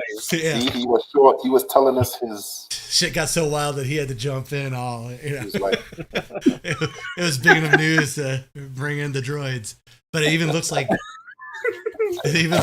the suit covers his tail because his tail's black and red instead of his oh wow. Mm-hmm. Yeah, this is gonna be. And it's not for some sort of event or something? That's what I'm trying to see if it's a crossover thing or something, but I'm with Mike. Who It's gonna cares? break your heart, ain't it, Vance? Isn't Nightcrawler your favorite character? Nightcrawler's Yeah. awesome. Yeah. He's the second best X-Men. So expect that on X-Men night. This If you can somehow throw Cypher in there, I'm dropping lots of money. Cypher. Nice. The best mutant ever. Like, if you're gonna have a mutant power, that's the power to have. Like, there's no secrets in your world. You know everything. Yeah, Uncanny Spider-Man is part of the Marvel's Fall of X lineup, meaning the series builds on tragic events of the upcoming Hellfire Gala and the latest disaster to befall mutant kind. Yeah. No, not another mutant kind disaster. Yeah, No, no. I know you're going to be shocked by that, but yes. I thought they were all dead after the mutant massacre back in '88. That's when I stopped collecting. Actually, that's when I stopped too. Once Fall of the Mutants, Because it was called the Mutant Massacre and they all died. I mean, I could be wrong, Oh, but there was Fall of the Mutants. So Fall of the Mutants was when I bailed. I was like, okay, Fall of the Mutants. There was Inferno. you're bringing Mhm. it. You know, I'm just You're like bringing saying, in more characters than you're You exiting. know, you know, cats still hating on mutants. You know, all this time still like just we can't stand you. You know, boy, oh boy. oh brother, thanks for coming out. Have you seen trailers for the new Spider-Verse movie? Oh yeah, that looks crazy, man. Yeah, that looks That looks amazing. bonkers. Yeah, That looks it looks. bonkers. Hugh nailed it. It looks bonkers. Like Yeah. it was. So when I went to see Dungeons and Dragons, the movie's supposed to start at 10:30. It didn't start till like after 11 because they had so many goddamn trailers. But Mhm. one of them was that, and I saw they had Spider-Man 2099 in it. It looks like he's got a big role, so I was like, yeah. But it looks like Yep. he might be the main He's that dude. antagonist. Like he's Mhm. trying to get rid of Miles for reasons. I don't know, but I was like, okay, we're bringing in Spider-Man 2099. I'm there. Yep. No, it was such a great movie. The first one. I'm So really good. Yeah. I'm really excited about this one. Yeah.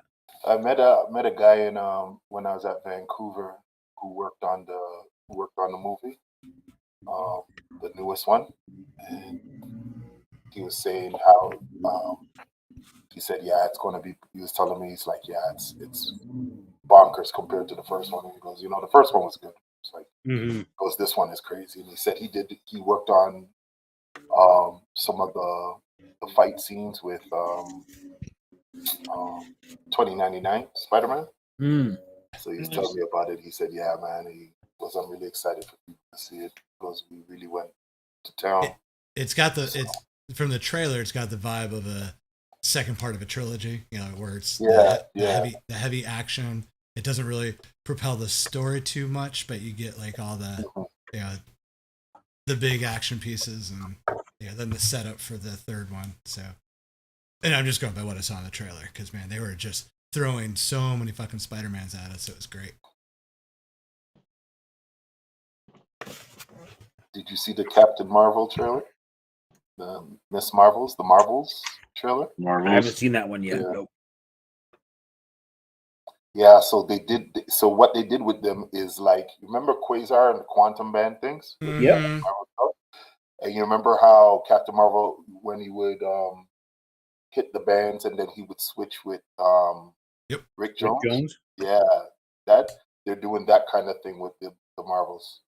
The Marvel Really? ones. Yeah, They so keep that's how power. they go. Yeah, they keep. Oh, so my theory is right then. Yeah, so with Kamala's Kamala bands are the Khan, quantum bands. those are quantum bands, and so they're going to flip through all the Marvel, the different Captain Marvels. Are they going to do a Monica Rambeau?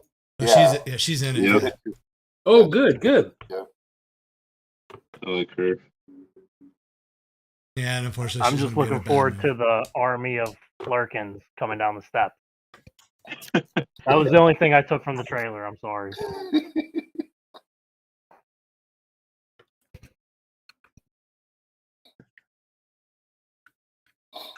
I haven't seen that trailer yet. Yeah, Humdinger Emporium Tattoos. Yeah, something's up with Nathan's audio at the moment. But yeah, he's got no audio coming in. Oh wait, no, that's actually Nathan. I guess Nathan here no sound. And sure if that's actually Nathan himself saying that or if it's directed towards Nathan. Either way, yes, we don't have any audio coming out of Nathan at the moment.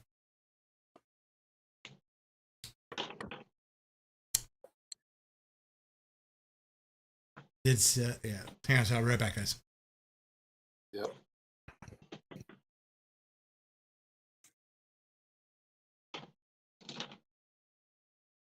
Do you know if John Lamb worked on this one, Hugh? No, because he I don't know if he worked on this one, but I know he's working for, is it BioWare now? I think he's moving to LA. Really? Wow. He got he's moving to LA, and he's Wow, got man. him and Jen just got married. Mm-hmm. Yeah. That's amazing. He's a good dude. Yes. Most definitely. Very happy for him. Yeah.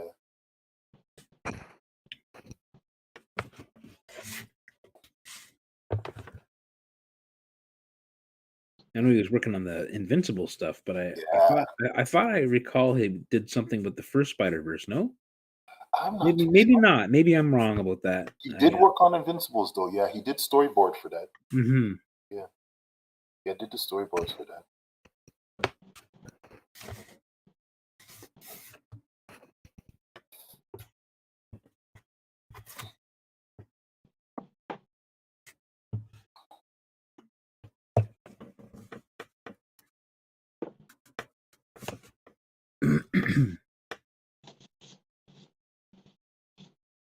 Oh, Mike. So Danny was saying if you want to care about Marvel again, read Zdarsky's Daredevil run, saying it's good stuff. Oh yeah, I'll read anything Chip Zdarsky does. I've heard nothing but good stuff about that Daredevil. I really wish they would have given Chip the FF book. I think he would have made that into a very special book again.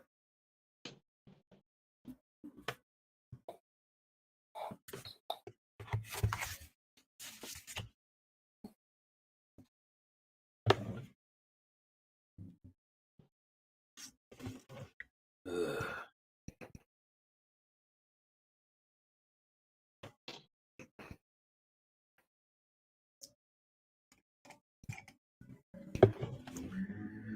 Apologize for the douchebags outside with their loud music in there. The Tokyo drifting, man.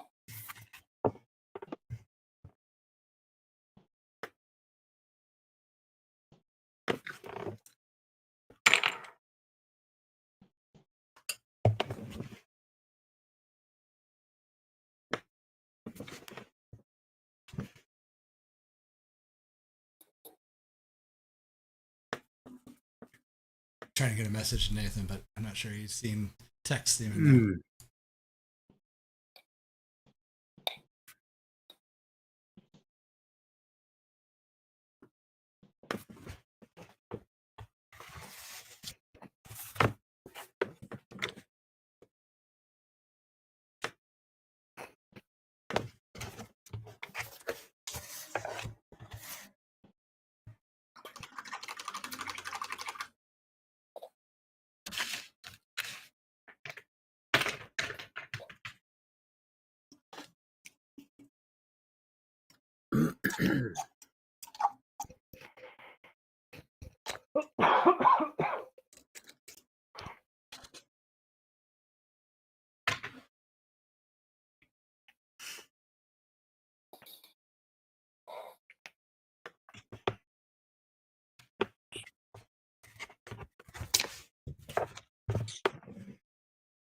Can you hear me? Hey, there he is. Hey, there he is. Hey, I see your Earth translator is working again. Can hear you. He can understand you. We can understand you what you're saying. yeah, what planet did you originate from? It was more robotic. I think he was actually just built here. Hmm. String.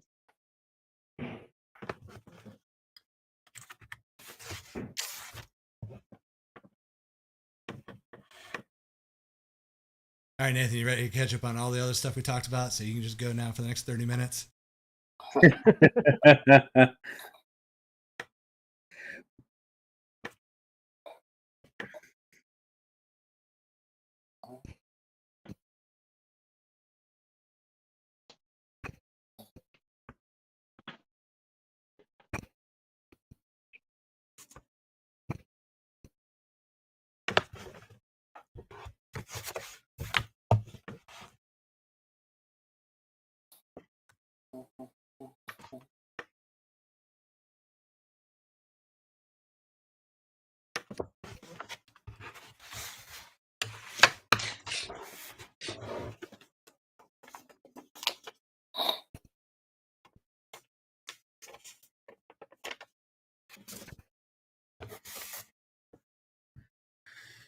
Woohoo!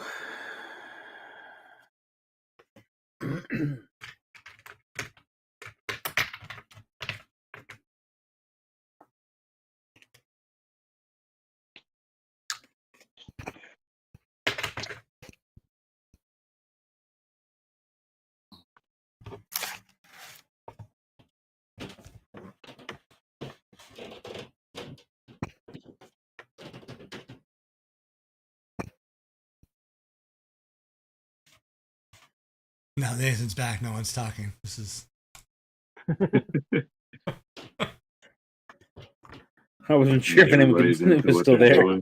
Everybody's just into their He-Man drawing. Yeah. Masters of the Universe work. Man. Deep contemplation. Yeah. That's it. I'm guessing that's the first time Deep Contemplation and He-Man was ever put together.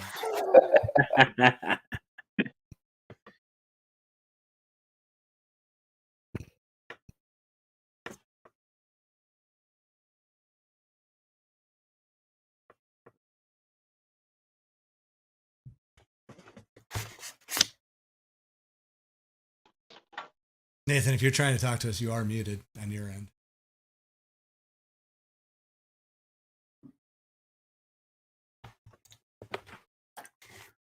Yeah, I'm not sure you can. He might have no audio again. Yeah.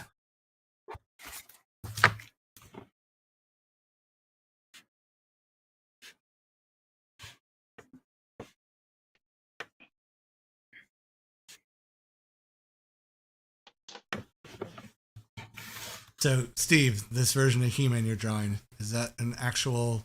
Was there a bearded version, like, or is that from the? They did it on the that action figure, the battle armor that came out for the new Eternia Masterverse, and like I said, it was like based off of that. I believe that comic that guy did. I can't remember who did it now. I want to say he was the artist who did the Image run back in like 2000, like when they brought He-Man back and they had the big Image run.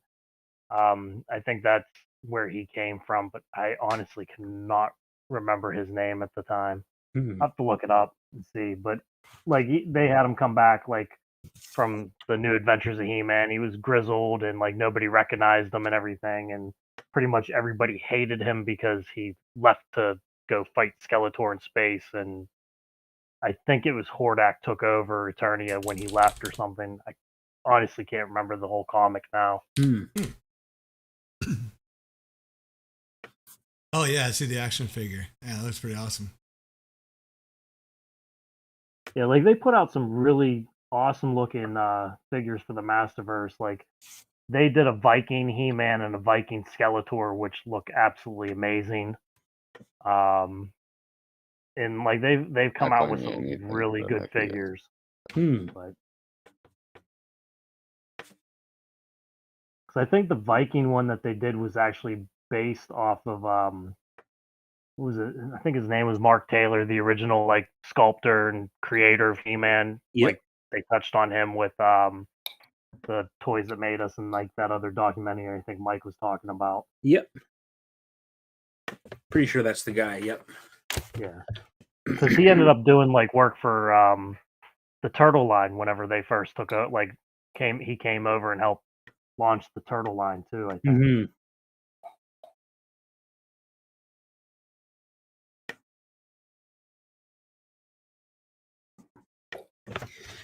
Yeah, I want to make toys, man. I want to.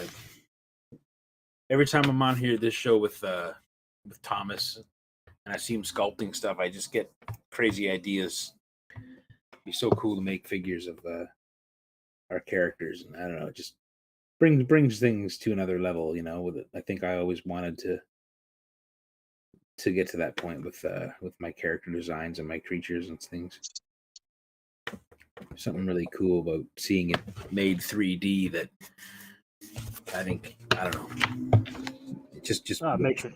yeah, it just kind of works for me. I don't know. I guess I haven't customized my toys as a kid. Like, you know, I remember turning my Chris Star action figures into like Chris Star became he became Silver Surfer, and one of the Lava Men became Ben Grimm. You know, like I painted blue shorts on him and everything. Like, you know, like so I feel like there's always been that within me, and I sometimes wonder if the whole drawing journey that I've been on has actually just been pointed in that direction this whole time, and it's something I think about a lot. So, well, Thomas is actually in the chats, and he said, you know, let's make something. So yeah, man, I love that. Absolutely, that'd be so cool.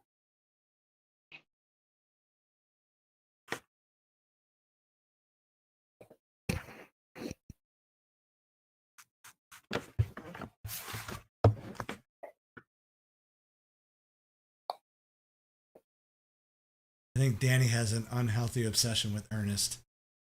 He's every time he sees Thomas sculpting on the show, I want to see him make an action figure of old lady Ernest. Old lady Ernest. Yeah. I thought he was going to mention like Ernest Goes to Eternity or something like that.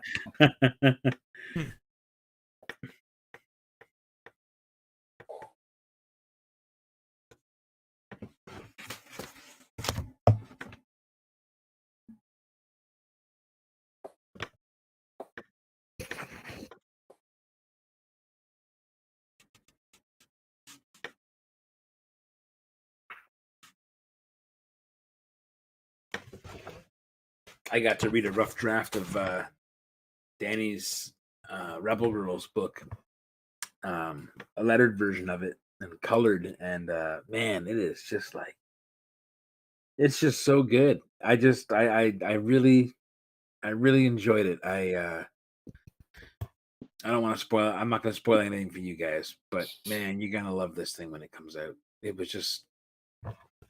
It's just really well assembled comic book. Great artwork, great color work, great lettering work, excellent story. It's just really good. You guys are going to love it.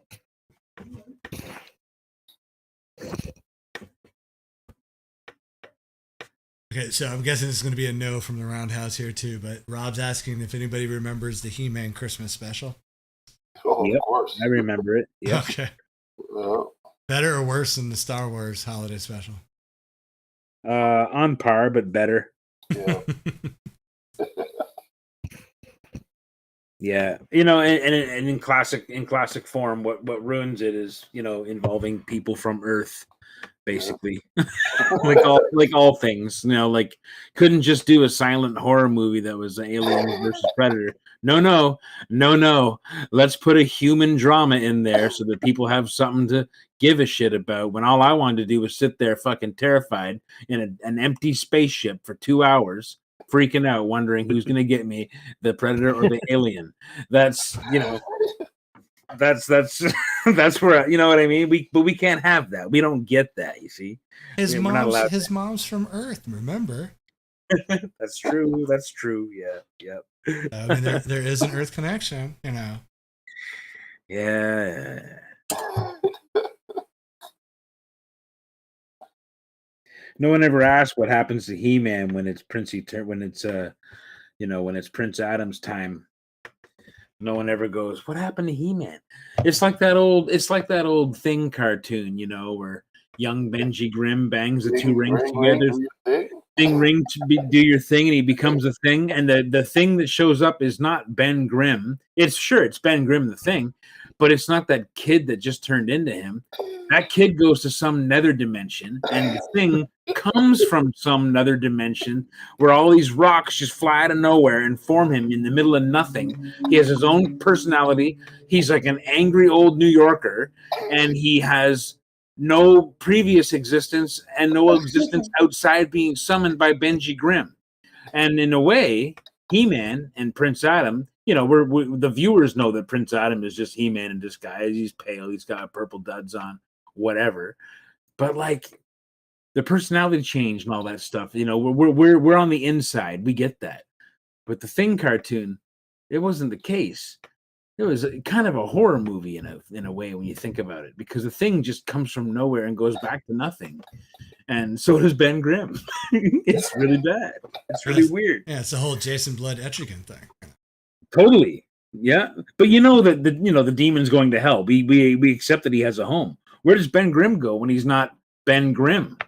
Like, where does the old New Yorker go when he's not the nerdy kid? Like, it's Shazam, but it's wrong. It's weird. Like, Shazam is a magical thing summoned out of, existence. Captain Marvel comes, when the magic words are spoken. But there's just something so weird about the Thing cartoon, and that's that whole He-Man transformation kind of vibe that so many of these shows do. I will challenge you that it isn't like body displacement, but rather time travel.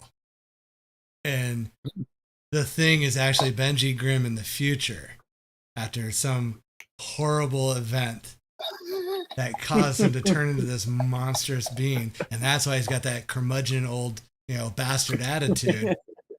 And then, when he hits the rings back together, he time travels back. So, they're doing time. So he spends his whole retirement years basically going and saving his ridiculously stupid teenage ass. Otherwise, he's not going to make it. Yeah, he would just blink out of existence. Huh. Too much thought, guys. Yeah, I don't know. The cartoon was so bad. It was just like, oh no, we're on our way to the school dance, but there's a boulder that's blocking the road. What do we do? And Ben Grimm's like, I don't know, guys, but I gotta take off for 1 minute. Go around the corner, Thing, ring, do your thing, and the Thing comes and moves the rock, and that's the whole cartoon. That was whole 8 minutes. Yeah, like this was like, which cartoon wasn't like that, man? Yeah, and I want the cartoon that takes place after it with the kids. The kids having to deal with, seeing a rock demon come out of the woods. Yeah. Yeah. God, where are these rocks coming from? What is happening? What is even happening right now? You remember the Godzilla cartoon? Oh, yeah. Oh, God. They were calling Godzilla from a lake. Yeah. Godzilla any body of water was his home. Yeah. Any body of water was Godzilla, man. It was like, and they lost the communicator. They were like, Godzuki, we need Godzilla. This guy would come out. The guy would appear out the toilet and just like,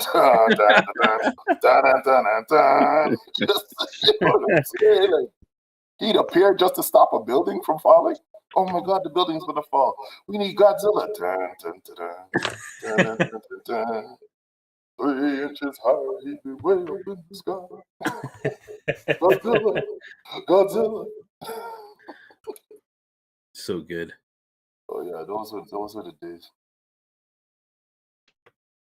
You know which was I thought was a really wild ass cartoon and had a really great concept. You remember Centurions? Yeah. Yeah. Centurions were great, man. Yeah, man. I thought that was an awesome concept. Max Ray, Ace McCloud. Yeah. And there was a Earth guy too. Yeah. Jake Rockwell. Rockwell.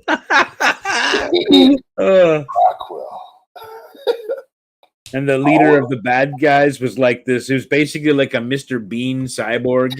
It was like half a Mr. Bean head on like a weird giant half refrigerator body with like arms and legs that looked like they came from the black hole monster creature robot Maximilian.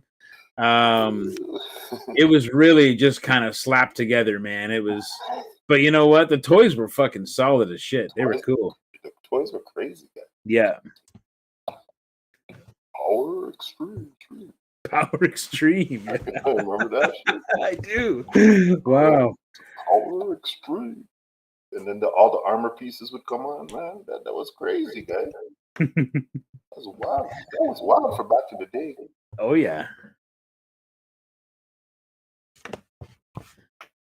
Max Ray was just Tom Selleck with a crazy cyborg wetsuit. Oh, man. That mustache. Tom Selleck. That mustache made people question themselves for a minute when they were buying that action figure.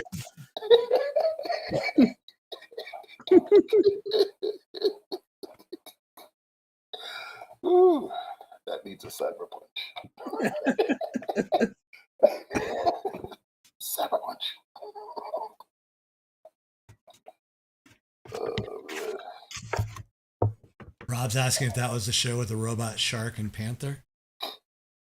Robot Shark and Panther? No. They had an orangutan. I remember that.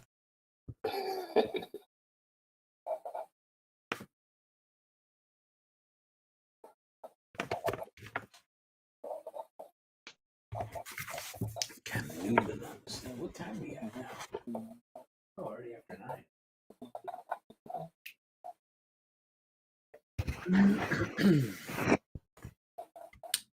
Anyone's got big plans this weekend, or everyone just working like me? Yard work tomorrow. Yard work. Oh my God. Yard work. Gotta get all the leaves. The joys of home ownership, I suppose. That's it, man. Yard work, buddy.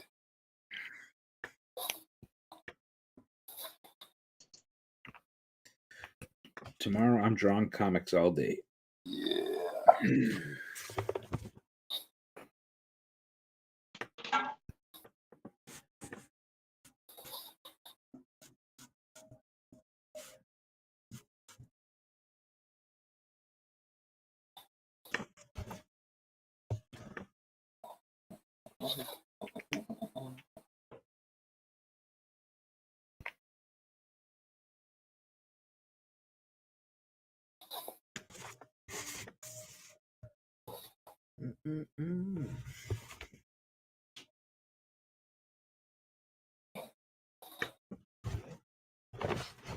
Someone still here? Yeah.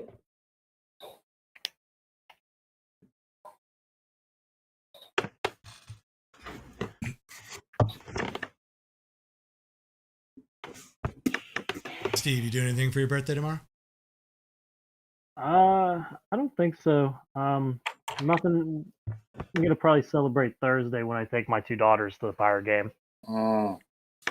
Usually, what we do is go to the Pirate game for my birthday, and they're not home this weekend. They're in St. Louis, but they'll be home this starting Thursday. So, and it happens to be dollar hot dog night, so I got to go eat my weight in that. And I'm 250 pounds already, so let's go ahead and see what we can tip the scales at. Oh man, hot dog night though. I can't even tell you the last time I had a ballpark like hot dog. It's been crazy. It's been a long time. That's awesome. Yeah. So I'm looking forward to that.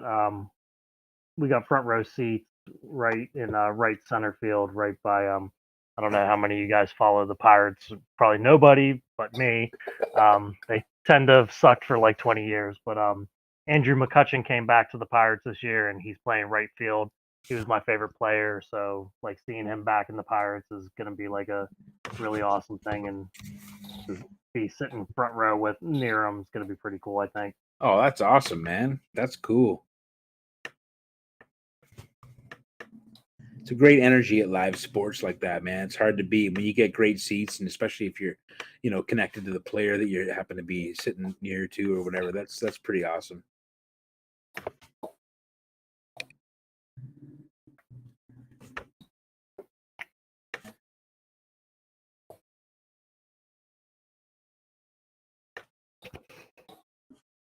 Oh, I'm slow today.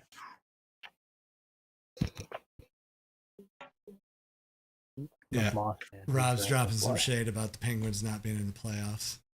Mothman as a He-Man character.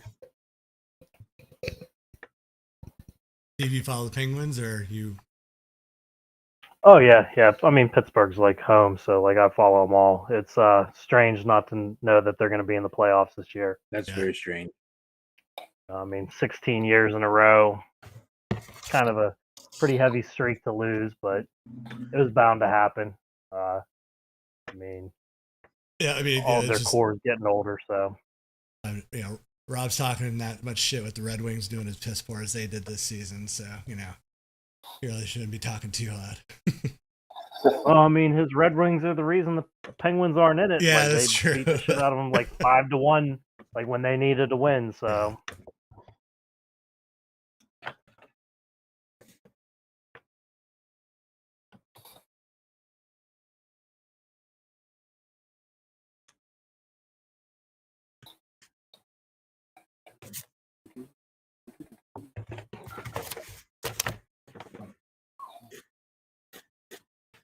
I never have to draw a flanged mace ever again. This is a hell of your own design, buddy. You decided. No, I'm following the Masters of the Universe standard mace utility mace design that this character's got a power action, the pump action, poison from his eyeballs. Oh, but let's give him a mace. We got to give him a weapon to stuff in his claw hand, which won't hold anything like a gun or anything proper like a tool. Let's just jam a fucking mace between the pincers, and that's his weapon now. That's what we're gonna go with. And Moss Man for some reason, which I just found was an odd choice, but I'm going with it. That's what we were served. That's what we get. I mean, that was the glorious thing of them all. They were all the same character, just different colors with different weapons. They pretty much took that right off the top of the Tusken Raider staff. So. Pretty much, yeah. Pretty much. It's just like a classic medieval hand mace, but they made it like, I don't know. It's just a weird. It came with the rack, that came with the Castle Grayskull. There was a weapons rack, had like a mace and a bent spear. I think everyone got a bent spear. Me, at least I did. I know that. And that same spear came with whiplash, and it was like a spear that had. I'll draw it for you. It's a spear that had like a stupid looking like collar on it. It had like this big, like thick, rough collar, and then the spear would be like whatever. But it had this fucking collar, which was just so dumb, Anyway, you know what this spear needs? What? What'll make it go faster when we throw it? What? A huge, those like Shakespeare neck collars? Let's do a triple stack on the end of the spear to make it really sore at our enemies. Anyway. You may. Well, it's like the depth guide on a hammer drill. It's just that way the blade only goes in so far. Yeah, I guess so. Yeah, I guess. Never would have thought Mike would be so mad about a weapon with different textures that he could probably use the ink with later. Childhood. That's the thing that's sad though. Like so many times I've wanted to do drawings with He-Man toys, He-Man figures, but they don't hold any ink. The ink does not play well with the plastic stuff. I've tried, believe me. I've had Eric Will sent me some really cool shit. He sent me some cool stuff in a care package, like Turtles weapons and stuff. And I was thinking it was going to be amazing. Nope. They just will not adhere to the ink in a way that is useful. They don't transfer well. Might work for pointillism or something like that, but it won't work. You can't get any strokes with it, any kind of lines. It's frustrating as hell.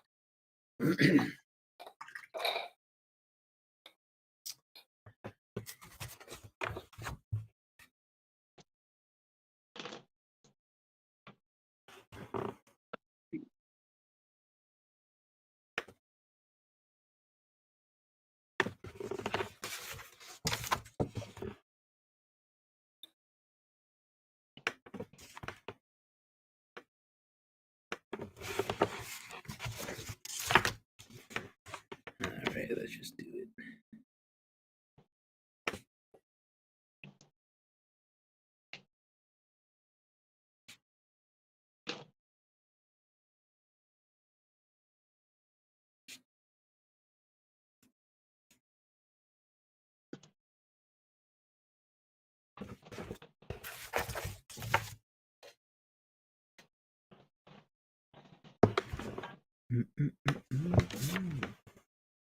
What is it next week? Muppet Mashup Night?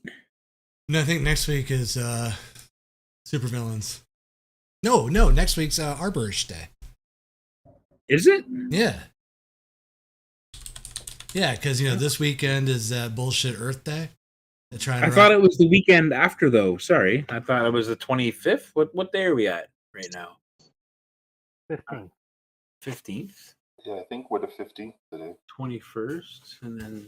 Yeah, you're right. Sorry. Yeah, 22nd is... for some reason I was thinking this was the 22nd. But yeah. So, No, 22nd is X-Men or any mutant verse character. Oh, cool. And then the 29th is Arborist Day. Nice. And then the 6th is the Muppet Mashup. There we go. Oh, okay. That's what I thought I had read that somewhere in the schedule. Yeah. Yeah, we're on the home stretch.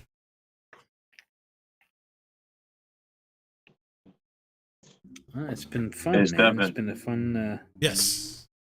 fun You need- season. Sure. Chris, you need to head out? Yeah, I'm about to cut out. All right. I will. All I got right. most of the thing today. I'll Chris have this out? finished up for you I can't hear Chris. Sorry. before Sunday or before Monday. Okay. Sounds good, bud. Take care, Chris. Cool. Great evening. All right, guys. I'll see you. Yep. You guys couldn't hear him again? I couldn't hear Chris at all. No, sorry. Oh, I was always afraid I was talking over him. I didn't want to say anything. So man, that's yeah. it's weird, man. I'm not really sure what's up with that. I don't know. Well, I mean, I wouldn't have the foggiest notion of what's up with that, but Well, I mean, I'm guessing part of it had to do with he was using a phone or a tablet. So I was watching his CPU was getting crushed.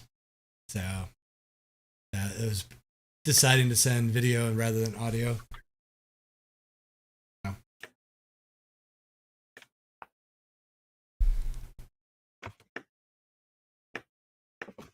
Nathan, you're muted again. I don't know if you're trying to talk or if your audio's gone weird again.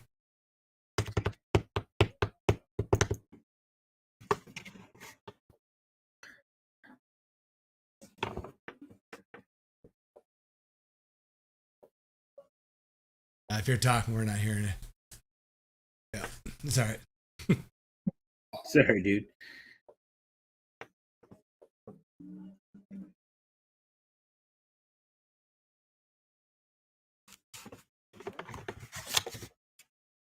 Ooh.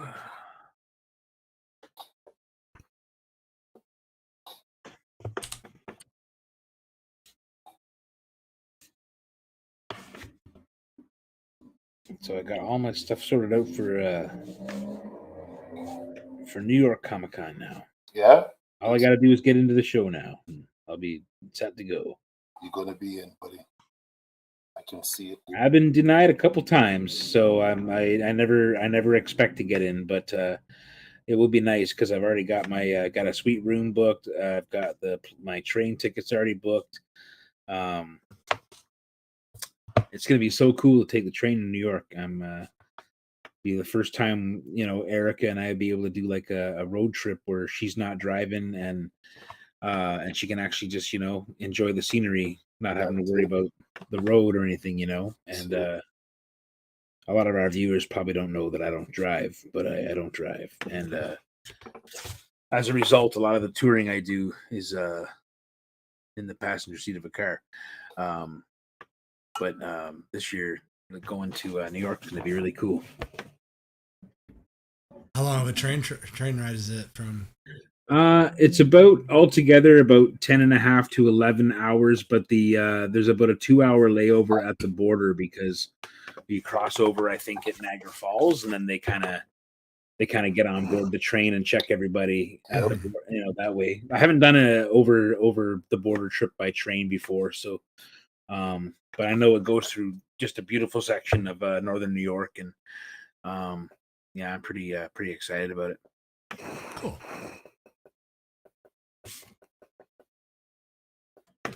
It was only it wouldn't have taken that long to fly there, but to be honest, it probably altogether would have taken almost 9 hours to fly, because when you factor we have to be 3 hours before our flight leaves. Mm-hmm. We have to take, in our case, we're about an hour and a half train ride to the plane state, like the airport from where we live. So there's another hour and a half on the front end.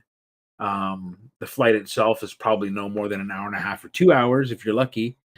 But it's a at that point, you've already had to take, you've had to take a cab and you've had to take a train and all these things just to get to the plane and everything, and then to go through all the stress of the airport, which can change continually while you're there, as everyone knows, especially these days.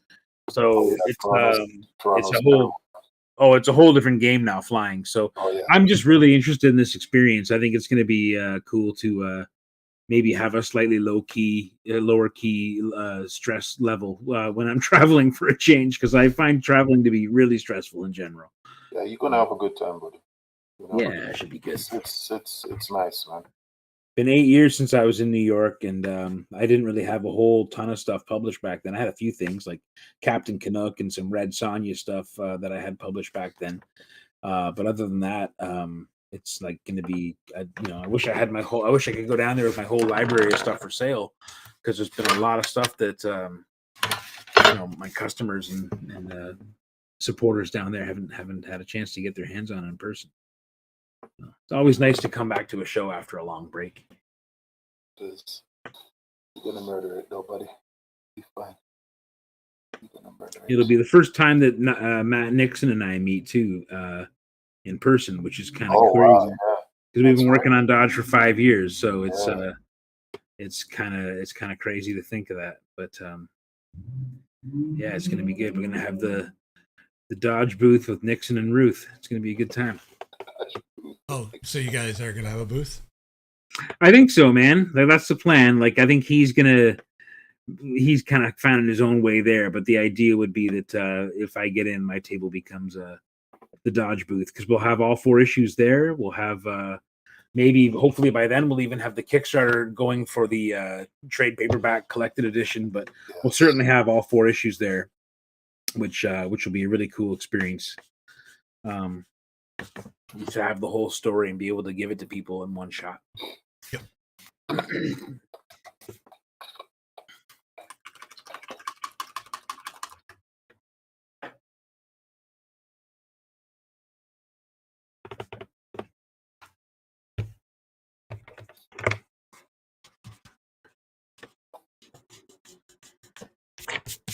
And there's some other special thing happening at New York, which I can't talk about yet, but I should be able to talk about soon. And, That's why I messaged you about it. I wasn't sure if it has been announced yet or not. oh no, I haven't been able to see my phone. Sorry. Oh, okay. Yeah, that's why I didn't say anything. I wasn't sure if we could say anything or not. So Yeah, no, not yet.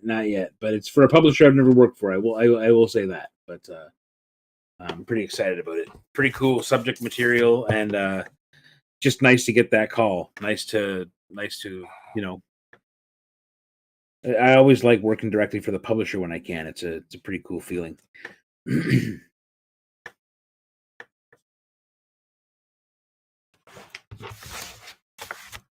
gonna be an exciting year, man. A lot of cool stuff happening. Yeah, man. Yeah. well, guys, I'm gonna say I'll with probably see you there in New York, buddy. you're gonna go to New York too, Hugh? Yeah, I'll be in New York. Are you really? That's awesome, Yeah, I man. didn't get I didn't apply this thing. I'm actually going with the Maze booth. Oh, nice, Okay, dude. Cool. That's awesome. So I was there last year, so I'm gonna go back again. I haven't been there since they had the since before they tore the North Pavilion building down and had to change the glass that big room that used to be the huge artist Mhm. alley. Yeah, I'm interested to see how it's gonna look like now. Like if they're gonna have artists in the same, like if it's gonna connect now, or if you still have to walk, a quarter mile to get to the artist alley. Into the artist alley, yeah. I think it's closer to the main action. I haven't been there since they changed it over, but I think I've heard that it is closer. Like maybe it's more like slightly underground from the main area there or something. Been years since I've been at that venue. I can't remember really. Yeah, the last time I went was the year before they started the construction. Yeah. Oh, okay. Yeah. I think I was like 2015 last time I was there. 2015 or 2016. I think they tore it down. But yeah. Well, guys, I'm gonna call this night a little early with all the audio problems that we're having. So Yeah, Sure, man. Yeah. no problem, man. yeah, but yeah, everybody who are still watching, thank you for hanging out with us Yeah. tonight. Apologize for the audio issues. We'll try to figure out what's going on for the next time. So we'll see everybody next weekend for X-Men or anything Mutant verse with we got Kelly Williams, Philip Jean Pierre's coming back, Sean Hill's coming back, Paul Lamenko, and Chris Vance. Sweet. Chris is doing the marathon with us here. Yeah, man. Yeah, Chris is The my Chris Vance, tour. Yeah. It's awesome. All right, everybody have a great night, and we'll see you All right. next week. Thanks, guys. All right. Take care, people. Thanks, guys, for having me on. Yeah.